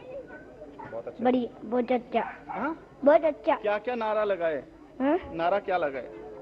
नारा भारत माता की जय। आप लोग कैसे, क्या क्या नारा लगाए? भारत माता की जय। ठीक है, तो ये जो है छोटे छोटे बच्चे, इन लोगों ने अभी जो है वो भारत माता की जय, वंदे मातरम, जो बेसिकली जिस तरीके से हमारे पारंपरिक तरीके से हम लोग मनाते आए हैं अपना स्वतंत्रता दिवस, उस तरीके से जो है यहाँ पे मना रहे हैं। काफी छोटे बच्चे हैं, इसलिए उतना कंफर्टेबली अभी नहीं बोल पा रहे हैं, लेकिन हाँ थोड़ी देर पहले मैं आपको बाद में यहाँ से विजुअल्स भेजूंगा कि किस तरीके से बच्चे एक दूसरे से गले मिल रहे थे, सेलिब्रेट कर रहे थे। झंडा जब यहाँ पे वितरित किया जा रहा था तो कितना एक्साइटमेंट था इन लोगों के बीच में। तो कुल मिलाकर अगर मैं आपको बताऊं तो चाहे आप सदर्न पार्ट में गढ़चिरौली में चले जाएं, क्योंकि जो नीचे का पार्ट है गढ़चिरौली का, जो छत्तीसगढ़ या तेलंगाना से जुड़ता है, बीजापुर नारायणपुर जैसे मैंने आपको कहा बॉर्डर है, साथ में छोटा सा स्ट्रेच अगर आप डाउनवर्ड जाएंगे तो सुकमा जो है उसका एक स्ट्रेच जो है वो भी यहाँ पे लगता है। मुख्य जो चीजें थी, क्योंकि मई में इसको नक्सल फ्री कर दिया गया था महाराष्ट्र सरकार की तरफ से, लेकिन जो ट्रेसपास है या जिस तरीके से नक्सली उस तरफ से इस तरफ आते थे सीमा से, उसको रोकना जो है वो बड़ी चुनौती थी। ड्रोन की मदद ली गई, कॉम्बिंग ऑपरेशन चलाए गए, कोऑर्डिनेटेड एफर्ट्स किया गया अलग अलग एजेंसीज के द्वारा, स्टेट पुलिस थी, सेंट्रल पुलिस थी, कई स्तरों पर काम किया गया। जैसा कल मैंने आपको रिपोर्ट्स में भी दिखाया था कि किस तरीके से दादा लोड़ा खिड़की स्कीम जो है, जो मुंबई पुलिस, जो महाराष्ट्र पुलिस की थी, उसके तहत अप्रोच किया गया। तो कई लेयर पे काम किया गया, तब आपको ऐसा दृश्य जो है वो यहाँ देखने को मिल रहा है। जी ऋतु। बिल्कुल योगेश, उड़ीसा, महाराष्ट्र, छत्तीसगढ़, आंध्र प्रदेश, इन तमाम के सीमाओं पे लगते जंगल एक तरह से नक्सलियों के लिए एक सुरक्षित पनाहगाह की तरह से थे। हमारे साथ सोमेश भी जुड़ रहे हैं छत्तीसगढ़ सुकमा से। सोमेश, कल एक बदलाव देखा था, आज स्वतंत्रता दिवस है, जानना चाहेंगे कि किस तरह से आप जहां पर मौजूद हैं वहां का एक तो पूरा दृश्य दिखाएं और बताएं कि किस तरह से लोगों में एक नया उत्साह है, क्योंकि एक लंबे समय के बाद यहाँ के लोग आज स्वतंत्रता दिवस समारोह में शामिल हो रहे हैं। जी ऋतु, मैं आपको जरूर बताना चाहूंगा, कल भी हमने आपको बदलते बस्तर की तस्वीर दिखाई थी और आज भी किस तरह से बस्तर बदल रहा है उसकी तस्वीर मैं दिखाऊंगा। मैं इस वक्त दंतेवाड़ा के लवलीहुड कॉलेज में हूं और जहां पर आदमसर पर नक्सली यहां पर प्रशिक्षण करते हैं, जो कई दशकों तक जंगल में थे और जंगल में रहने के बाद वो पुनर्वास हुए हैं और इस वक्त पुनर्वास केंद्र में। ये देखिए मेरे लेफ्ट तरफ, ये जो आदमसर नक्सली हैं जो वर्षों तक जंगलों में रहते थे और ये वही लोग हैं जो कभी संविधान को नहीं मानते थे, लेकिन आज इनके हाथों में तिरंगा है और साफ तौर पे ये देखा जा सकता है बदलते तस्वीर की यही तस्वीर है। सबसे खूबसूरत तस्वीर आप देख सकते हैं कि बस्तर किस तरह से बदल रहा है। पहले इनके हाथों में AK-47 होता था, आधुनिक हथियार होते थे, ये जंगलों में रहते थे, लेकिन ये किस तरह से परिवर्तन हुआ है, किस तरह से बदलाव हुआ है, ये बदलते बस्तर की तस्वीर है। बस्तर किस तरह से बदल रहा है और यहाँ पर ये जो यहाँ पर दंतेवाड़ा का जो लवलीहुड कॉलेज है, यहाँ पर ये लोग अलग अलग प्रशिक्षण कर रहे हैं। कोई वेल्डिंग मशीन का काम कर रहा है, कोई कंप्यूटर बनाने का काम कर रहा है, कोई कंप्यूटर सीख रहा है, कोई यहाँ पर सिलाई मशीन सीख रहा है, कोई ड्राइविंग सीख रहा है। तो ये लोग कहीं ना कहीं यहाँ पर वो सीख रहे हैं नई विचारधारा जिस तरह से इन्हें देखने को मिली है। और बस्तर वही क्षेत्र है, बस्तर का नाम सुनते ही लोगों में एक दहशत का माहौल रहता था। बस्तर लोगों के बीच में जिस तरह से एक दहशत का माहौल रहता, लोग डरते थे, शाम के वक्त यहाँ पे आने से डरते थे। यहाँ पर जो कुछ लोग हैं जो आज तौर पर नक्सली भी हैं, पुनर्वास केंद्र में हैं, उनसे भी बात करेंगे और समझेंगे कि बस्तर किस तरह से बदला है और बस्तर में किस तरह की स्थिति बदली है। क्या नाम है आपका? पदिया तला। ये बताइए कहाँ के रहने वाले हैं आप? मैं बीजापुर जिला ग्राम पंचायत मिर्तुल के तरकेल। कितने साल तक थे? 23 साल तक। बंदूक रखे थे उस समय? जी। तो ये बताइए किस तरह से बदलाव आया और यहाँ पर आप कैसे पहुंचे पुनर्वास केंद्र में? मैं आया कि पहले 2003 में पार्टी में गया, उस समय जाने लायक भी परिस्थिति थी। अभी परिस्थिति बदल हुई तो हमारी पार्टी में बहुत संकट होने के बाद पार्टी संकट में आई। इसके बाद कई नेता लोग शहीद हुए, बाकी लोग सरेंडर किए, इसलिए हम भी सरेंडर किए 2026 मार्च में बाहर आने के बाद हमको लग रहा है कि तो थोड़ा शांति से ही रह रहे। अब अभी शांति की ओर बस्तर चल रहा है। हम भी सरकार को यही आशा और वादा करते हैं कि और इस शांति को इस्तेमाल करते हुए अंदरूनी इलाके में जो विकास चाहिए, शिक्षा, स्वास्थ्य और इस तरह की सरकार ले जाने से और शांति बनाए जाएगा। ये बताइए यहाँ पर आप किस चीज का प्रशिक्षण करें और यहाँ पर प्रशिक्षण लेने के बाद आप बाहर जाकर क्या करेंगे? मैं वेल्डर का प्रशिक्षण ले रहा हूँ। वेल्डर प्रशिक्षण होने के बाद मैं चाहे तो सरकार जॉब देने से जॉब करूंगा, नहीं तो ऐसे कई दुकान में जाके हम यहाँ लिया वाला प्रशिक्षण के हिसाब से मैं करूंगा। आपका क्या नाम है? मेरा मोहन करती है। आप कितने साल नक्सली संगठन में? मैं 20 साल था। 2005 में गया और 2026 9 जनवरी में सरेंडर हुआ।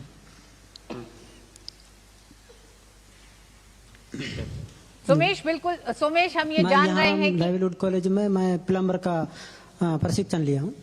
तो देखिए ये बिल्कुल सोमेश, ये समझ में आ रहा है कि गांव वाले हैं और देखिए और कहीं ना कहीं जी हमेशा से ये माना गया कि इन गांव में खासकर आदिवासी इलाकों में विकास जिस धीमी गति से पहुंचा, जो लोग 20 साल और 25 साल से नक्सलियों के हथियार के साथ उनके साथ खड़े थे, आज वो उन हथियारों को छोड़कर जब मुख्य धारा में शामिल हुए हैं, एक सम्मानजनक आत्मसमर्पण की पूरी नीति के साथ जुड़ते हुए एक नए जीवन को उन्होंने तलाशा है। ये बताता है कि एक बड़ा बदलाव हुआ है। उस बदलाव का बड़ा आईना यही है कि विकास की तमाम सुविधाएं जब इन गांवों तक पहुंची हैं, इन लोगों तक पहुंची हैं, रोजगार पहुंचा है, तब ये बड़ा बदलाव देखने को मिल रहा है। और वो बदलाव आज तिरंगे की शक्ल में भी दिखाई दे रहा है इन इलाकों में कि तमाम लोग अरेंद्र मौजूद हैं स्वतंत्रता दिवस के समारोह में। बिल्कुल। और ऋतु, इस बात को हम सब जानते हैं कि नक्सलवाद की समस्या के चलते तमाम राज्यों जिनका आपने जिक्र किया वहां पर एक रंग होता था, लाल रंग, और उस लाल रंग की वजह से रक्त रंजित जमीन होती थी। लेकिन जब आज विकास के भारत की सोच के बहुरंगी तिरंगा वहां पे बयार लेता हुआ बहता हुआ नजर आता है, तो विकास भी दिखाई पड़ता है, विश्वास भी दिखाई पड़ता है, और वो विकसित भारत का सपना भी उन छोटे बच्चों की आंखों में दिखाई पड़ता है। इसका जिक्र आज पूरी दुनिया में बहुत भरोसे के साथ किया जा रहा है। जी हाँ, विकास की कमी को नक्सलियों ने अपना जरूर हथियार बनाया शोषित लोगों तक पहुंचने का, लेकिन पिछले 12 सालों में तस्वीर बदली है। विकास का एक तरह से एकीकरण, इंटीग्रेटेड विकास जो हुआ है उस इलाके तक पहुंचा है। आइए बताते हैं आपको कि नक्सलवाद पर प्रधानमंत्री मोदी ने क्या कहा आज लाल किले की प्राचीर से। हथियारी नक्सल तो गए, लेकिन दिमागी नक्सल, ये दिमागी नक्सल मौके की तलाश में है, हिंसा अराजकता के वो रास्ते खोज रहे हैं, समाज को गलत राह पर घसीटने के लिए भांति भांति के दांव कर रहे हैं। इन दिमागी नक्सलियों को पहचानना होगा, इन दिमागी नक्सलियों को आइसोलेट करना होगा और राष्ट्र को विकसित राष्ट्र बनाने की मुख्य धारा की ओर देश की युवा पीढ़ी को जोड़ना होगा।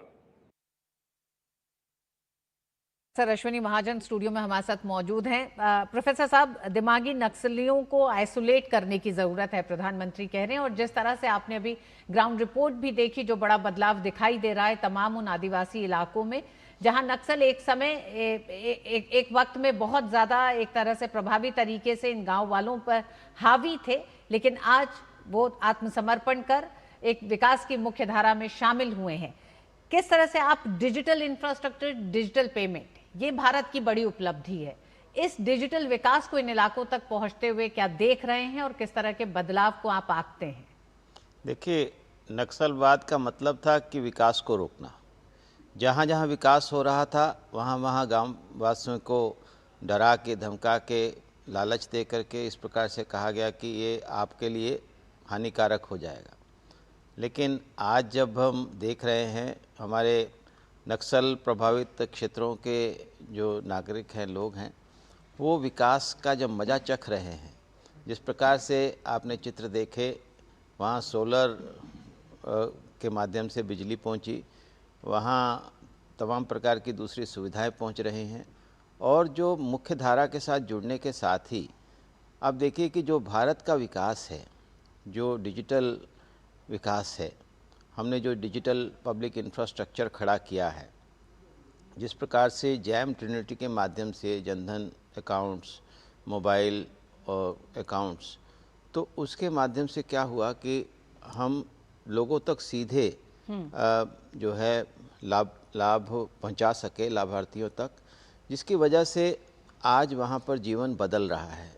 वहां नक्सली इलाकों में घर नहीं बन पाए क्योंकि वहां रोका जाता था, और 3 करोड़ घर हमने देखा रूरल एरियाज़ में बन गए, 1 करोड़ शहरी क्षेत्रों में बन गए, और किस प्रकार से जीवन स्तर बदला है, कैसे वहाँ पर जल पहुँचा, कैसे बिजली पहुँची, कैसे LPG कनेक्शन पहुँचे, कैसे तमाम प्रकार की दूसरी सुविधाएं वहाँ पर गई, जिसके कारण वहाँ का जीवन स्तर बहुत बेहतर हुआ।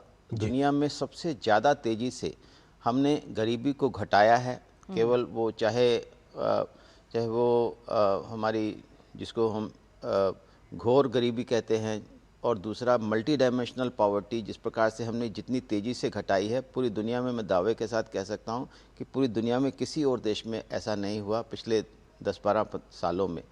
तो इसका प्रभाव जो है, जिसको अब वो चखेंगे, जब वो चख रहे हैं, उससे उनके आंखों में जो आशा की किरण दिखाई दे रही है। मुझे लगता है जो दिमागी नक्सलों की बात प्रधानमंत्री जी कह रहे हैं, ये दिमागी नक्सली ही वहाँ पर जमीन पर नक्सली खड़े करते हैं। जी हाँ, तो उनको आइसोलेट करने के लिए बहुत ज्यादा जरूरी है कि इस इलाके में जो दंतेवाड़ा से जो दृश्य हम इस समय देख रहे हैं कि तमाम महिलाएं और पूरा गांव उपस्थित है स्वतंत्रता दिवस के समारोह में, और सबसे बड़ी बात है कि वो तमाम महिला नक्सली हैं जिन्होंने सरेंडर करा है, उसके बाद उन्हें स्किल ट्रेनिंग दी गई है और आज वो मुख्य धारा में शामिल है। तो ये प्रयास निरंतर जारी रहने बहुत जरूरी है। हमारे साथ प्रोफेसर मनोज चौधरी जी, वाइस चांसलर गतिशक्ति विश्वविद्यालय, भी हमारे साथ जुड़ गए हैं। मनोज जी, आपसे भी रिएक्शन लेंगे, बस एक छोटा सा हम ब्रेक ले रहे हैं, ब्रेक लेके आते हैं और इस विषय पे आपसे रिएक्शन लेते हैं। सोमेश हमारे साथ जुड़े हुए थे, वहीं हमारे साथ सिंपल भी जुड़े हुए हैं मलकानगिरी से। वक्त एक छोटे से ब्रेक का।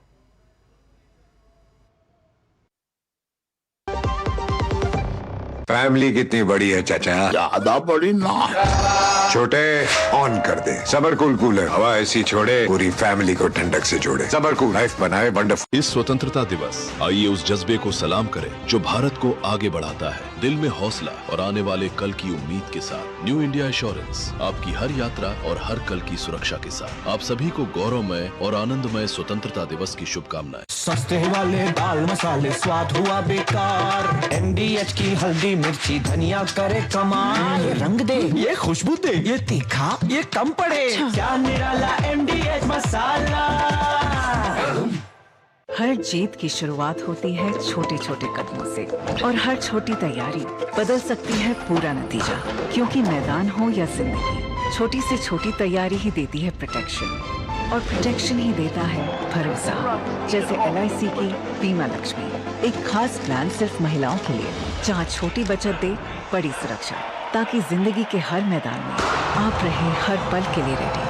LIC बीमा लक्ष्मी, रखे हर पल के लिए रेडी। मेरी पसंद, मेरी पसंद, मेरी पसंद, मेरी पसंद, हमारी पसंद, हम सबकी पसंद। मजबूत देश का मजबूत सरिया हो गया स्टील। फैमिली कितनी बड़ी है चाचा? ज्यादा बड़ी ना। छोटे ऑन कर दे सबर कूलर, हवा ऐसी छोड़े पूरी फैमिली को ठंडक से जोड़े। सबर कूल लाइफ बनाए वंडरफुल।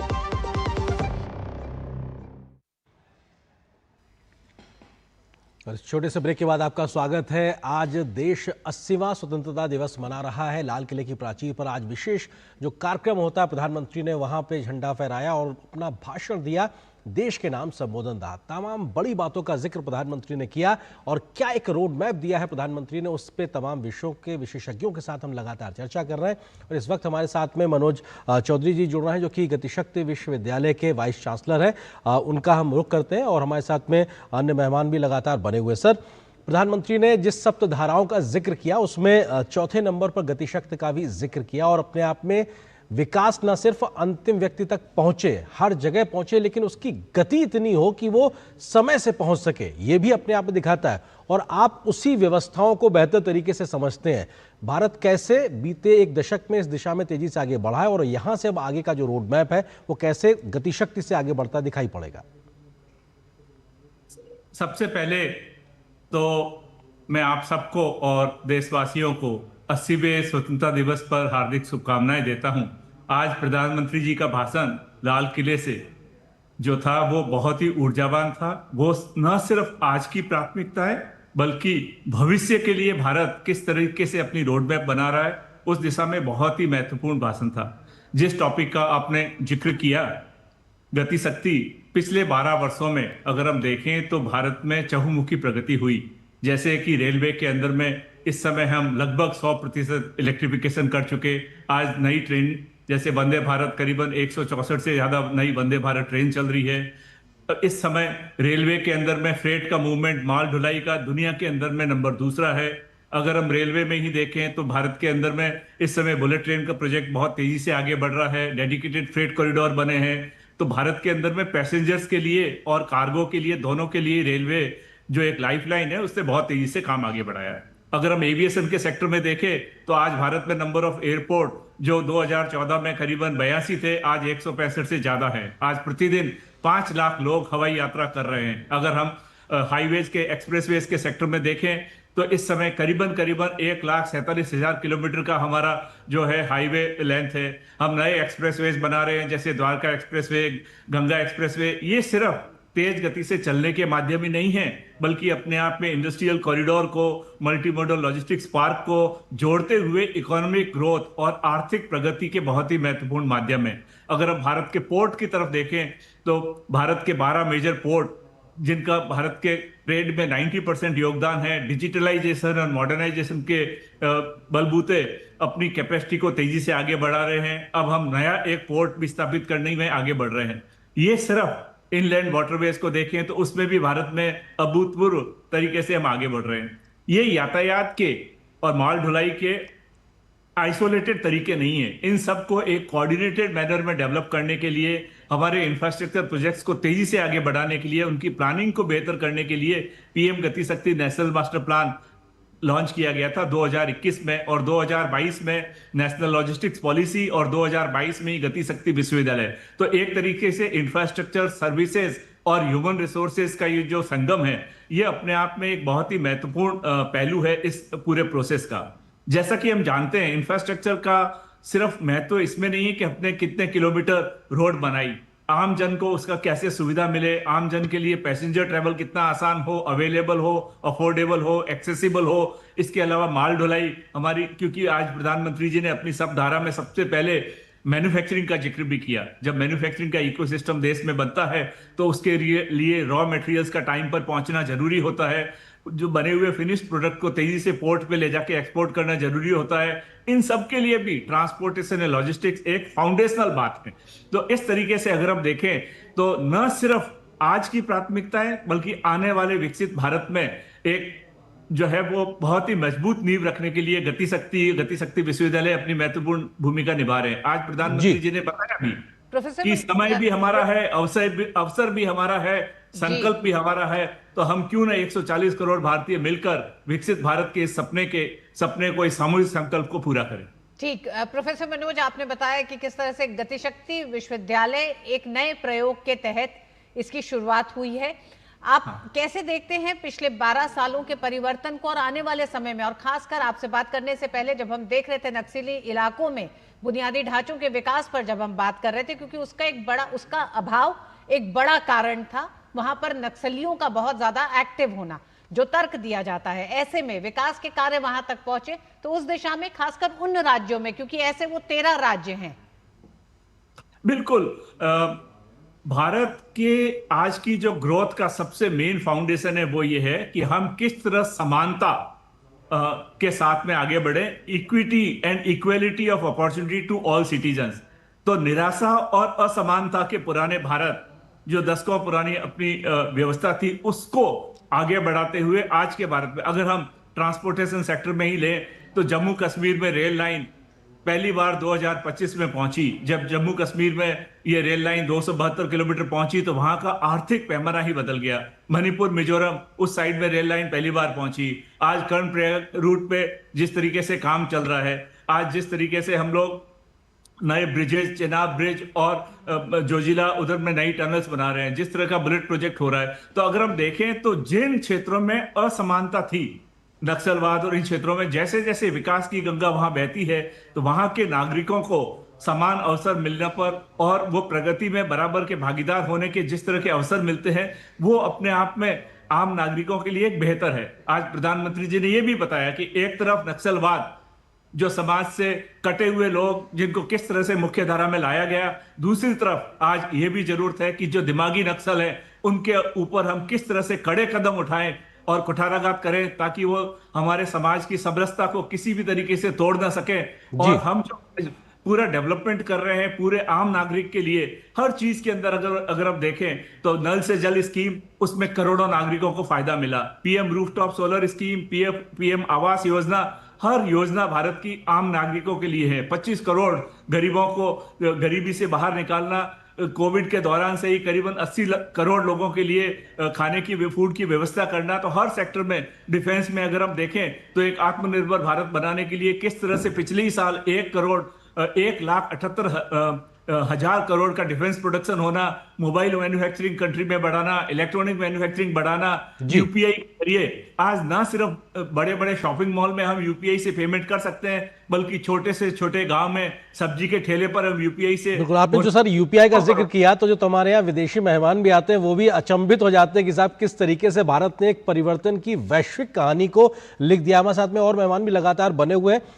रवि प्रकाश जी हमारे साथ में लगातार बने, उनका भी रुख कर लेते हैं। रवि जी, क्योंकि हम गतिशक्ति की बात कर रहे हैं तो ऐसे में जब व्यवस्थाओं को गति दी जाती है तो उसका एक पहलू तो ये होता है कि समय से चीजें पहुंचती हैं, उसका दूसरा पहलू ये भी है कि जब आप बहुत प्लानिंग के साथ समयबद्ध तरीके से काम करते हैं तो आपकी जो कॉस्टिंग है वो भी कम होती है, अपॉर्चुनिटीज भी बढ़ती हैं और उसका फायदा देश के युवाओं को भी मिलता है। तो ये महज एक सोच नहीं बल्कि परिवर्तन की एक समग्र तस्वीर को भी दिखाता है। रवि जी, देखिए, परिवर्तन की समग्र तस्वीर को देखने से और समझने से पहले दो बातें समझनी जरूरी है कि हमेशा हमारे छोटे छोटे जो प्रयास होते हैं उन्हीं प्रयासों से हम आगे बढ़ते हैं, और इन प्रयासों के पीछे जो विकास का रास्ता अपनाते हैं उस विकास के लिए विश्वास बहुत जरूरी है।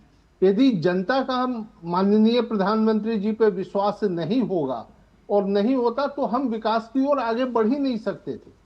तो ये विकास के लिए विश्वास का जो तरीका है, वो जो जनता ने विश्वास जताया है, विश्वास दिखा रहे हैं, वो अपने आप में अद्भुत और अतुलनीय है।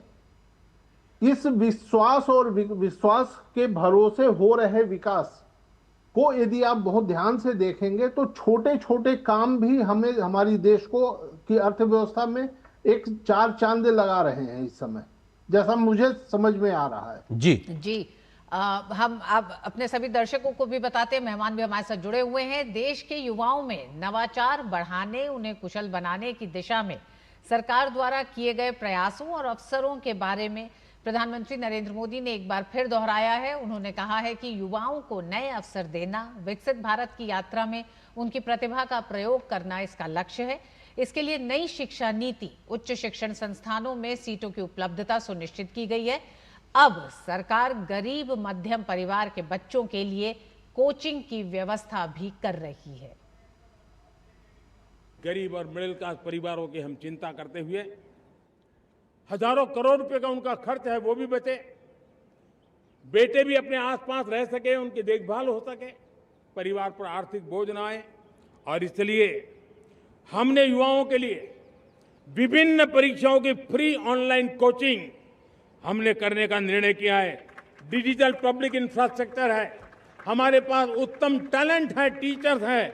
उन संसाधनों को जोड़ करके हम देश के नौजवानों को फ्री कोचिंग देने का एक पूरा नेटवर्क हम खड़ा करने वाले हैं।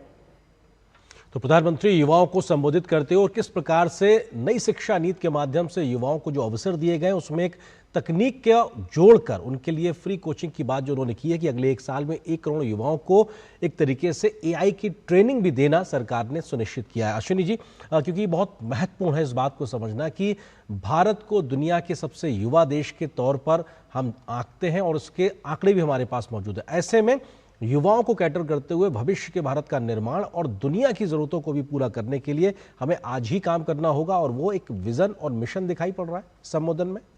देखिए, हमारे युवाओं पर विश्वास ही नहीं किया गया पिछली सरकारों के द्वारा। मैं यहाँ बड़ी जिम्मेवारी के साथ ये बात कह रहा हूँ और उसके वजह से बहुत से युवा विदेशों की तरफ रुख कर गए।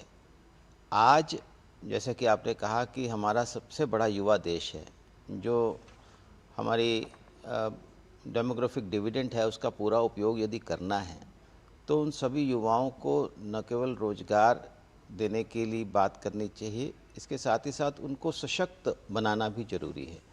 तो उस दृष्टि से बहुत, जैसे कि बताया कि बहुत बड़ी राशि कोचिंग पर खर्च होती है और सब कोई उस कोचिंग करा भी नहीं पाता। तो इसलिए जो बॉटम ऑफ द पिरामिड पर रहने वाले लोग हैं वो कैसे उच्च संस्थानों में जा सकेंगे, इसके लिए ज़रूरी है कि हम उनको इस प्रकार का सहयोग करें। इससे पहले भी पिछली कई सालों से प्रयास चल रहे हैं, जैसे हमारी जो इंटर्नशिप्स और अप्रेंटिसशिप्स योजना है उसके माध्यम से भी बहुत बड़ी संख्या में युवकों को काम करने का अवसर मिला है, आगे बढ़ने का अवसर मिला है। जिस प्रकार से कौशल निर्माण के विभिन्न प्रयास सरकार और समाज के माध्यम से चल रहे हैं उसका भी एक बहुत बड़ा लाभ युवाओं को मिल रहा है। और मैं अंत में ये बात कहूँगा कि ये जो 2,30,000 स्टार्टअप्स की बात आ रही है, लगभग 2.5 लाख के करीब हम स्टार्टअप्स होने जा रहे हैं जी। और उसके माध्यम से वो स्टार्टअप्स कोई सामान्य उद्यम नहीं है।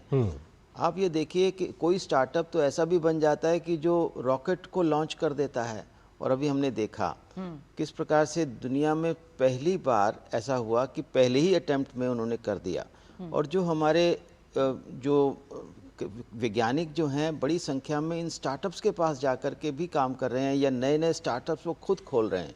तो इस प्रकार से एक युवा जो शक्ति जो अंगड़ाई ले रही है भारत में, वो भारत को एक विकसित राष्ट्र बनाने की तरफ, एक जिसको इनोवेशंस की बात करते हैं, जैसे कि 1 लाख करोड़ रुपया सरकार ने रखा है कि 50 साल तक का शून्य ब्याज पर उनको ऋण देना, यानी एक प्रकार की ग्रांट जो है। आप कोई भी नई इनोवेशन करके लाते हैं तो इनोवेशंस के माध्यम से और तमाम दूसरे सरकारी प्रयासों के माध्यम से जिस प्रकार से आज हर क्षेत्र में हमारा युवा आगे बढ़ रहा है और नए नए अवसर उसके लिए पैदा हो रहे हैं, ये कहीं ना कहीं परिलक्षित हो रहा है प्रधानमंत्री जी के भाषण में, पिछले 12 सालों के काम में और आगे के विजन में। हाँ, लेकिन क्या फिर भी अश्विनी जी आपको भी लगता है कि तब भी अभी एक कुछ अंतर है, जो युवाओं को लग रहा है कि जो वो चाह रहे हैं वो सरकारें शायद उस तरफ नहीं देख रही? क्योंकि प्रधानमंत्री ने जब आज फ्री कोचिंग देने का एक नेटवर्क तैयार करने का एक वादा किया है लाल किले की प्राचीर से। रवि प्रकाश जी भी हमारे साथ हैं, प्रोफेसर मनोज जी भी हैं। आप सभी लोग अपनी संस्थानों और संगठनों के माध्यम से छात्रों से जुड़े हुए हैं। मैं आपके पास रवि प्रकाश जी आऊंगी, लेकिन उससे पहले क्योंकि हमारी एक साथी लंबे समय से इंतजार कर रही हैं, तेलंगाना के मुलुगु से जुड़ रही हैं, क्योंकि तेलंगाना का ये वो इलाका है जो कभी नक्सलियों के प्रभाव का क्षेत्र हुआ करता था। 2026 में नक्सल मुक्त भारत में इस इलाके को भी नक्सलियों से आज़ादी मिली है। आज स्वतंत्रता दिवस के अवसर पर किन तस्वीरों के साथ सुरेखा हमारे साथ जुड़ रही हैं आप?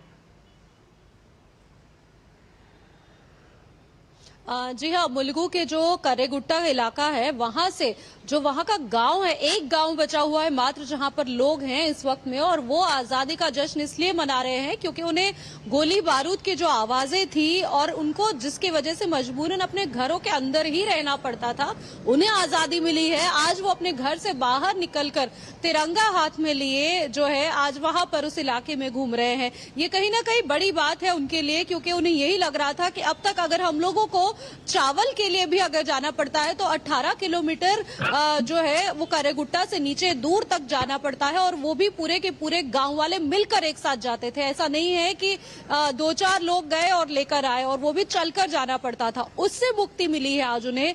आज वो जो है उनके पास आज गाड़ी है जहां से वो जब चाहे, कोई एक व्यक्ति भी अगर जाना चाहे तो वो जाकर मार्केट से अपनी चीजें लेकर आ सकता है। ये वो आजादी के पल हैं जिसे वो जी रहे हैं, और वो यही आशा भी कर रहे हैं कि जल्द ही यहाँ पे, जिसकी बात जो है सरकार की तरफ से भी कही गई है कि वहां पर जल्द ही स्कूल भी बनेगा। तो इस उम्मीद के साथ है कि उनके बच्चों को, जिन्होंने 100 किलोमीटर दूर के एक हॉस्टल में डाला हुआ है, उन बच्चों के लिए स्कूल भी अगले साल तक बन जाएगा। तो बस यही उम्मीद है और यही आशा भी है उनकी भी कि अगले आजादी का जो जश्न मनेगा उस वक्त में अगले साल, तब तक जो है उनके बच्चे उनके साथ रहेंगे। लेकिन अभी का जो आजादी का जश्न है ये सच में उनके लिए बहुत ही ज्यादा अहम हो जाता है, इस लिहाज से कि वो अपने घर से बाहर निकल पा रहे हैं और उस हवा पानी में जो है वो वहां आसपास घूम पा रहे हैं। ये अपने आप में उनके लिए बड़ी बात है।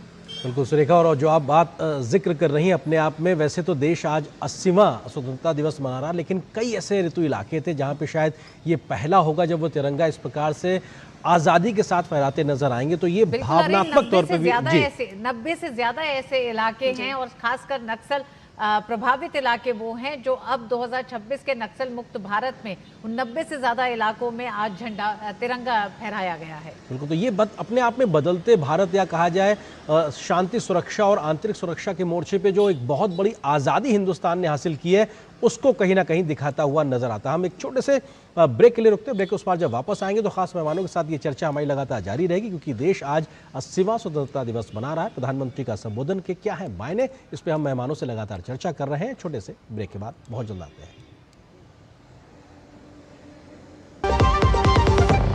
इस स्वतंत्रता दिवस आइए उस जज्बे को सलाम करें जो भारत को आगे बढ़ाता है, दिल में हौसला और आने वाले कल की उम्मीद के साथ। न्यू इंडिया एश्योरेंस आपकी हर यात्रा और हर कल की सुरक्षा के साथ। आप सभी को गौरवमय और आनंदमय स्वतंत्रता दिवस की शुभकामनाएं। महाराजा अग्रसेन इंस्टीट्यूट की ओर से देशवासियों को स्वतंत्रता दिवस की बहुत बहुत शुभकामनाएं। जय हिंद। फैमिली कितनी बड़ी है चाचा? ज्यादा बड़ी ना।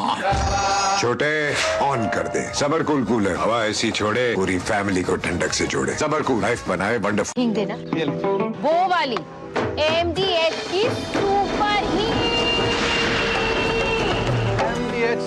हीट। जिन्होंने यूज किया है वो जानते हैं असली हींग का स्वाद। MDH सुपर हीट, शुद्धता का असली तड़का। असली मसाले सच MDH। हर जीत की शुरुआत होती है छोटे छोटे कदमों से, और हर छोटी तैयारी बदल सकती है पूरा नतीजा। क्योंकि मैदान हो या जिंदगी, छोटी से छोटी तैयारी ही देती है प्रोटेक्शन, और प्रोटेक्शन ही देता है भरोसा। जैसे LIC की बीमा लक्ष्मी, एक खास प्लान सिर्फ महिलाओं के लिए, जहां छोटी बचत दे बड़ी सुरक्षा, ताकि जिंदगी के हर मैदान में आप रहे हर पल के लिए रेडी। LIC बीमा लक्ष्मी, रखे हर पल के लिए रेडी। जब धरती चीर कर निकलता है लोहे का पत्थर और मिलता है मोंगिया के जोश से, फिर तपता है, पिघलता है और बनता है फौलाद। अब होता है सरिया सारी खूबियों के साथ। मोंगिया स्टील, मजबूत देश का मजबूत सरिया। जरा सी हंसी दुलार जरा सा जरा सी अनबन प्यार जरा सा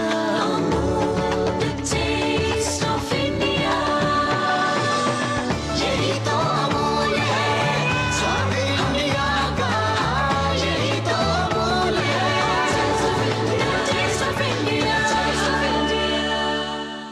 बच्चों को ये तो पता है कि जब तक पापा है तब तक सब सही है, पर उन्हें ये नहीं पता कि कल अगर पापा नहीं रहे तो क्या होगा, क्योंकि आपने तो टर्म इंश्योरेंस लिया ही नहीं। थोड़ा तो समझदारी से काम लीजिए, पॉलिसी बाजार से टर्म इंश्योरेंस ले लीजिए। परिवार सबसे पहले। पॉलिसी बाजार पे 1 करोड़ का टर्म इंश्योरेंस सिर्फ 410 रुपए हर महीने से शुरू होता है। फैमिली कितनी बड़ी है चाचा? ज्यादा बड़ी ना। छोटे ऑन कर दे सबर कूलर, हवा ऐसी छोड़े पूरी फैमिली को ठंडक से जोड़े। सबर कूल लाइफ बनाए वंडरफुल। और इस छोटे से ब्रेक के बाद आप सभी का एक बार फिर से स्वागत है। और हम लगातार चर्चा कर रहे हैं क्योंकि आज देश 80वां स्वतंत्रता दिवस मना रहा है। लाल किले की प्राचीर से प्रधानमंत्री ने महत्वपूर्ण संबोधन दिया। क्या कुछ बड़ी बातें, उसका भी हम लगातार जिक्र कर रहे हैं, क्योंकि उन्होंने कहा कि आधुनिक युग में बढ़ते सुरक्षा खतरों के मद्देनजर प्रधानमंत्री ने नागरिकों के सहयोग की अपील की है। उन्होंने कहा कि सिविल डिफेंस के ढांचे को आधुनिक बनाया जा रहा है, इससे सुरक्षा के प्रति नागरिकों की भागीदारी बढ़ेगी। हम आने वाले दिनों में सिविल डिफेंस का एक वाइब्रेंट नेटवर्क खड़ा करेंगे, आधुनिक व्यवस्थाओं से उनको परिचित कराएंगे, आधुनिक संकटों से नागरिकों को रक्षा करने की क्या व्यवस्था हो सकती है।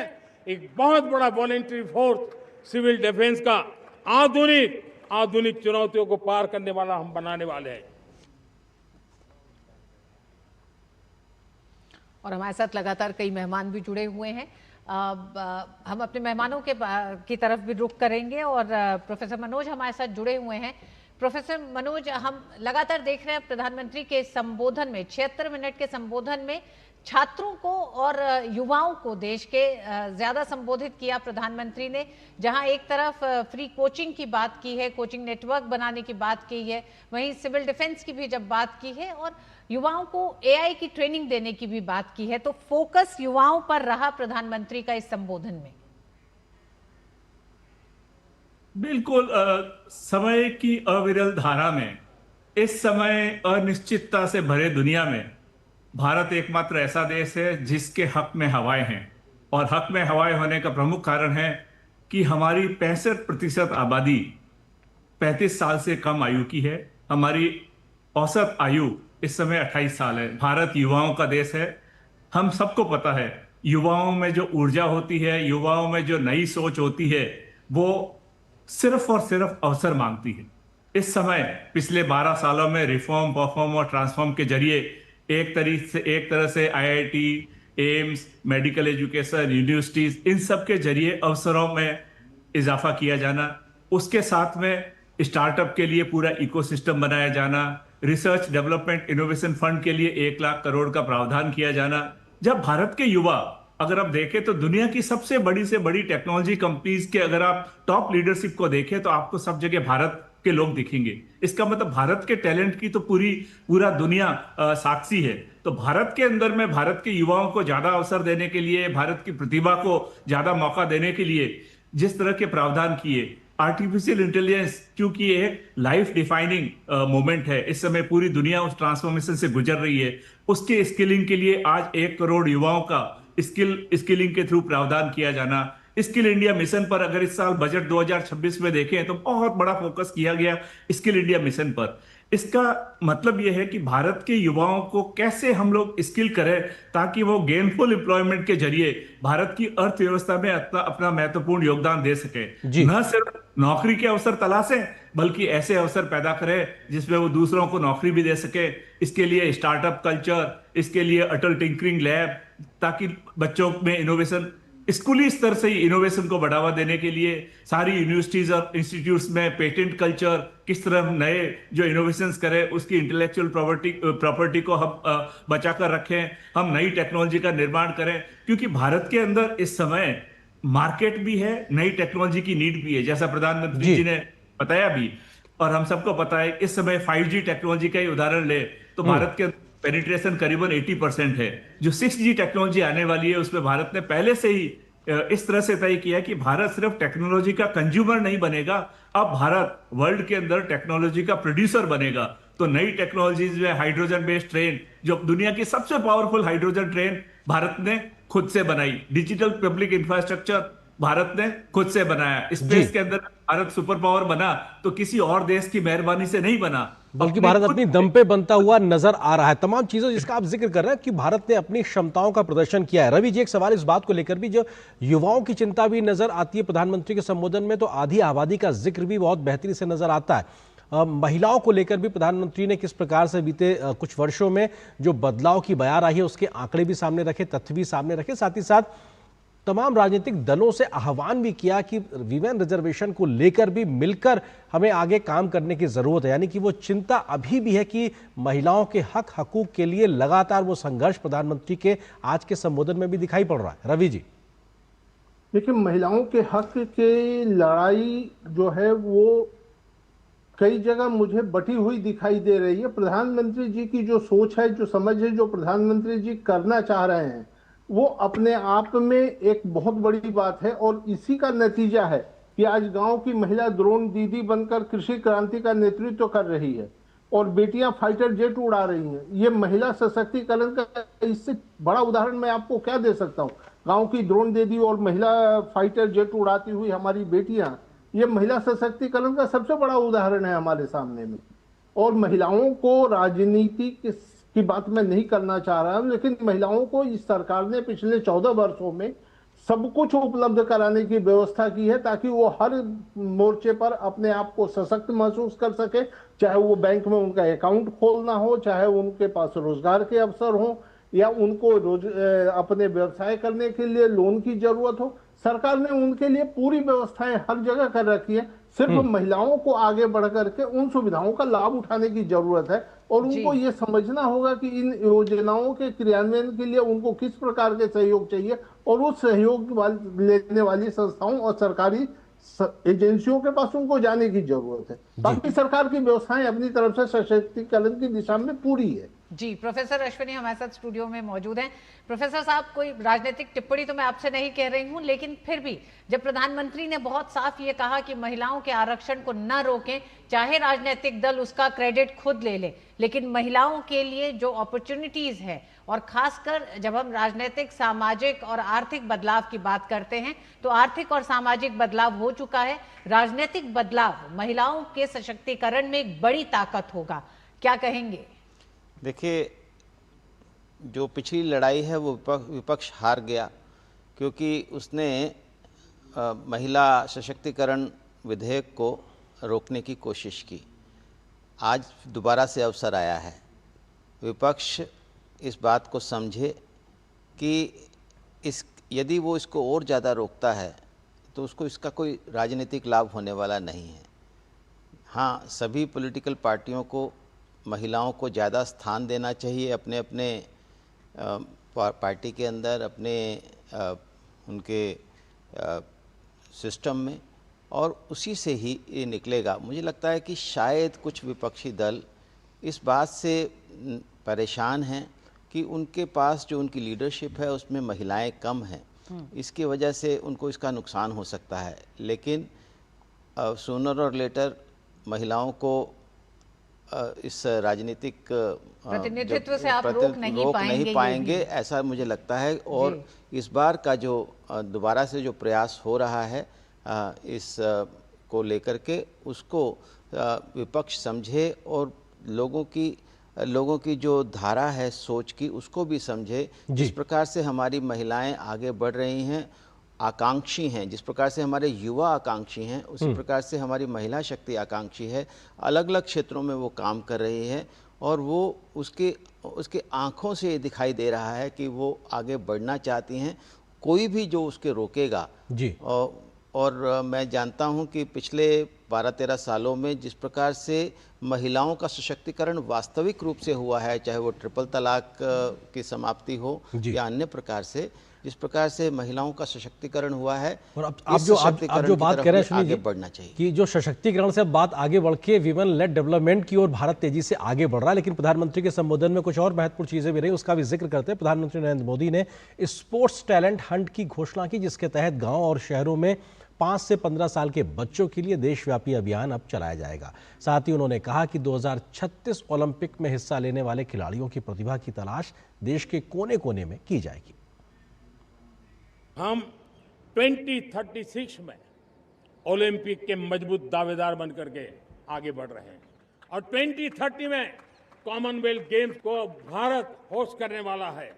और मेरे साथियों, दुनिया में जो ओलंपिक की खेल होते हैं, करीब 40 प्रकार के गेम होते हैं और करीब 350-350 स्पर्धाएं होती हैं ओलंपिक में। और आपको जानकर के दुख होगा मेरे देशवासियों, मेरे नौजवानों, मैं आपको चुनौती देता हूं, मैं आह्वान करता हूं, मैं आपकी मदद चाहता हूं। 350 जितने स्पर्धाओं में भारत 2/3 खेलों में कहीं होता ही नहीं, हमारी मौजूदगी नहीं होती, हम क्वालिफाई नहीं होते हैं। हमने तय किया है 2036 में जिन विधाओं में आज भारत खेलता नहीं है, जिन विधाओं में भारत क्वालिफाई नहीं करता है, जिन स्पर्धाओं में भारत ने छोड़ के रखा है, 3/4 हिस्सा हमारे इंतजार कर रहा है। भारत उस पर बल देगा और इसके लिए हम टैलेंट हंट का एक अभियान भी चलाना चाहते हैं। हमें अगर 2036 के लिए खिलाड़ी चाहिए तो आज जो 5 साल, 10 साल, 15 साल की उम्र के नौजवान हैं, बेटे हैं, उनके तरफ ध्यान देना होगा, उन बेटियों पर ध्यान देना होगा। और इसलिए 5 से 15 उम्र के बच्चों में खेल प्रतिभा ढूंढने के लिए गांव-गांव, शहर-शहर, स्कूल एक टैलेंट हंट का अभियान चलाया जाएगा। बच्चों की प्रतिभा को देखा जाएगा और फिर उनको स्पेशल ट्रेनिंग दे करके देश के लिए खेलने वाले अच्छे खिलाड़ी बनाए जाएंगे। मनोज जी हमारे साथ में लगातार बने हुए। मनोज जी, एक छोटा सा जवाब आपसे इस बात को लेकर, क्योंकि स्पोर्ट्स में भी भारत ने अपनी महारत को एक तरीके से वैश्विक पटल पे दिखाया है और ऐसे में उन व्यवस्थाओं को बेहतरी से विस्तार देना, उसको गति शक्ति देने का काम भी किया जा रहा, ताकि हमारा जो टैलेंट है वो निखर कर वैश्विक पटल पे आ सके। मनोज जी, पिछले कुछ ही सालों में अगर आप देखें तो बहुत सारे खेल की प्रतिस्पर्धा में, सिर्फ क्रिकेट ही क्यों, रेसलिंग में और इन सब में भी देखें तो भारत को काफी मेडल्स मिल रहे हैं। और हमारे मोस्ट ऑफ द, अगर हम स्पोर्ट्समैन भी देखें तो छोटे छोटे गांवों से, कस्बों से, छोटे शहरों से भी आ रहे हैं, न सिर्फ बड़े मेट्रो से आ रहे हैं। तो इस तरह अगर हम स्पोर्ट्स के लिए भी इस तरह की टैलेंट स्कीम, जैसे हम पहले विज्ञान के लिए चलाते थे, जैसे नेशनल टैलेंट सर्च स्कॉलरशिप चलाते थे, इसी तरीके से अगर हम नेशनल स्पोर्ट्स टैलेंट सर्च भी अगर करेंगे तो भारत का जो स्पोर्ट्स में न सिर्फ प्रतिनिधित्व बढ़ेगा, बल्कि एक स्पोर्ट्स के प्रति रुझान, प्रोफेशनल स्पोर्ट्स के प्रति रुझान जो बाकी सब देशों में भी देखते हैं, वो तेजी से आगे बढ़ेगा। और हमारे भारत के सारे विश्वविद्यालयों में, स्कूलों में, कॉलेजेस में स्पोर्ट्स को भी उतनी ही प्राथमिकता दी जाए जितनी कि हम शैक्षणिक कार्यक्रमों को देते हैं। तो जो है एक स्वस्थ युवा अपने आप भारत के लिए और ज्यादा कंट्रीब्यूट कर सकते। बिल्कुल, शायद प्रधानमंत्री इसीलिए कहते हैं ऋतु, क्योंकि खेलोगे तो खिलोगे, और शायद वो खिलकर भारत को किस प्रकार से आगे खेलता हुआ नजर आएंगे मेडल्स की उस टैली में, वो भी अपने आप में महत्वपूर्ण है। ऋतु जी हाँ, रवि प्रकाश जी, अंतिम में बस ये अंतिम कमेंट्स हैं। हम महिलाओं के लिए एक बड़ा आह्वान उन्होंने जरूर किया, प्रधानमंत्री ने लाल किले की प्राचीर से।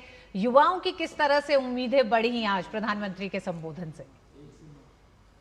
क्योंकि जहां तक मुझे समझ में आ रहा है, युवाओं की उम्मीदें, युवाओं में पहले भी सरकार के प्रति उम्मीद थे, इस प्रधानमंत्री के प्रति युवाओं में सबसे अधिक भरोसा मुझे दिखाई देता रहा है।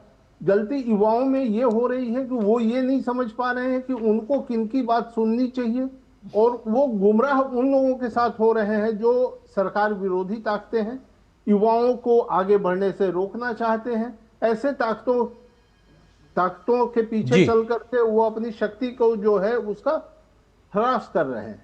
जी, अश्विनी जी, एक फाइनल कमेंट आपका चलते चलते। देखिए, 80वें स्वतंत्रता दिवस के अवसर पर जिस प्रकार से अभी बहुत कम समय रह गया है, 21 ही साल बचे हैं भारत को विकसित राष्ट्र बनने में, लेकिन सामने दिखाई दे रहा है रास्ता बिल्कुल सही है। जी, और स्पष्ट है, सोच भी स्पष्ट है, नीयत भी ठीक है और हमारी युवा शक्ति इसके लिए तैयार भी है। और अब केवल 21 साल का ही इंतजार है, उससे पहले भी हम विकसित राष्ट्र बन सकेंगे। जिस प्रकार का रोड मैप और ख़ास तौर पर जो 7 बातें प्रधानमंत्री जी ने कही हैं सप्तशक्ति के नाते, वो एक बहुत बड़ी एक मील का पत्थर साबित हो सकती है, ऐसा मुझे लगता है। और देशवासियों को स्वतंत्रता दिवस पर बहुत बहुत हार्दिक शुभकामनाएं।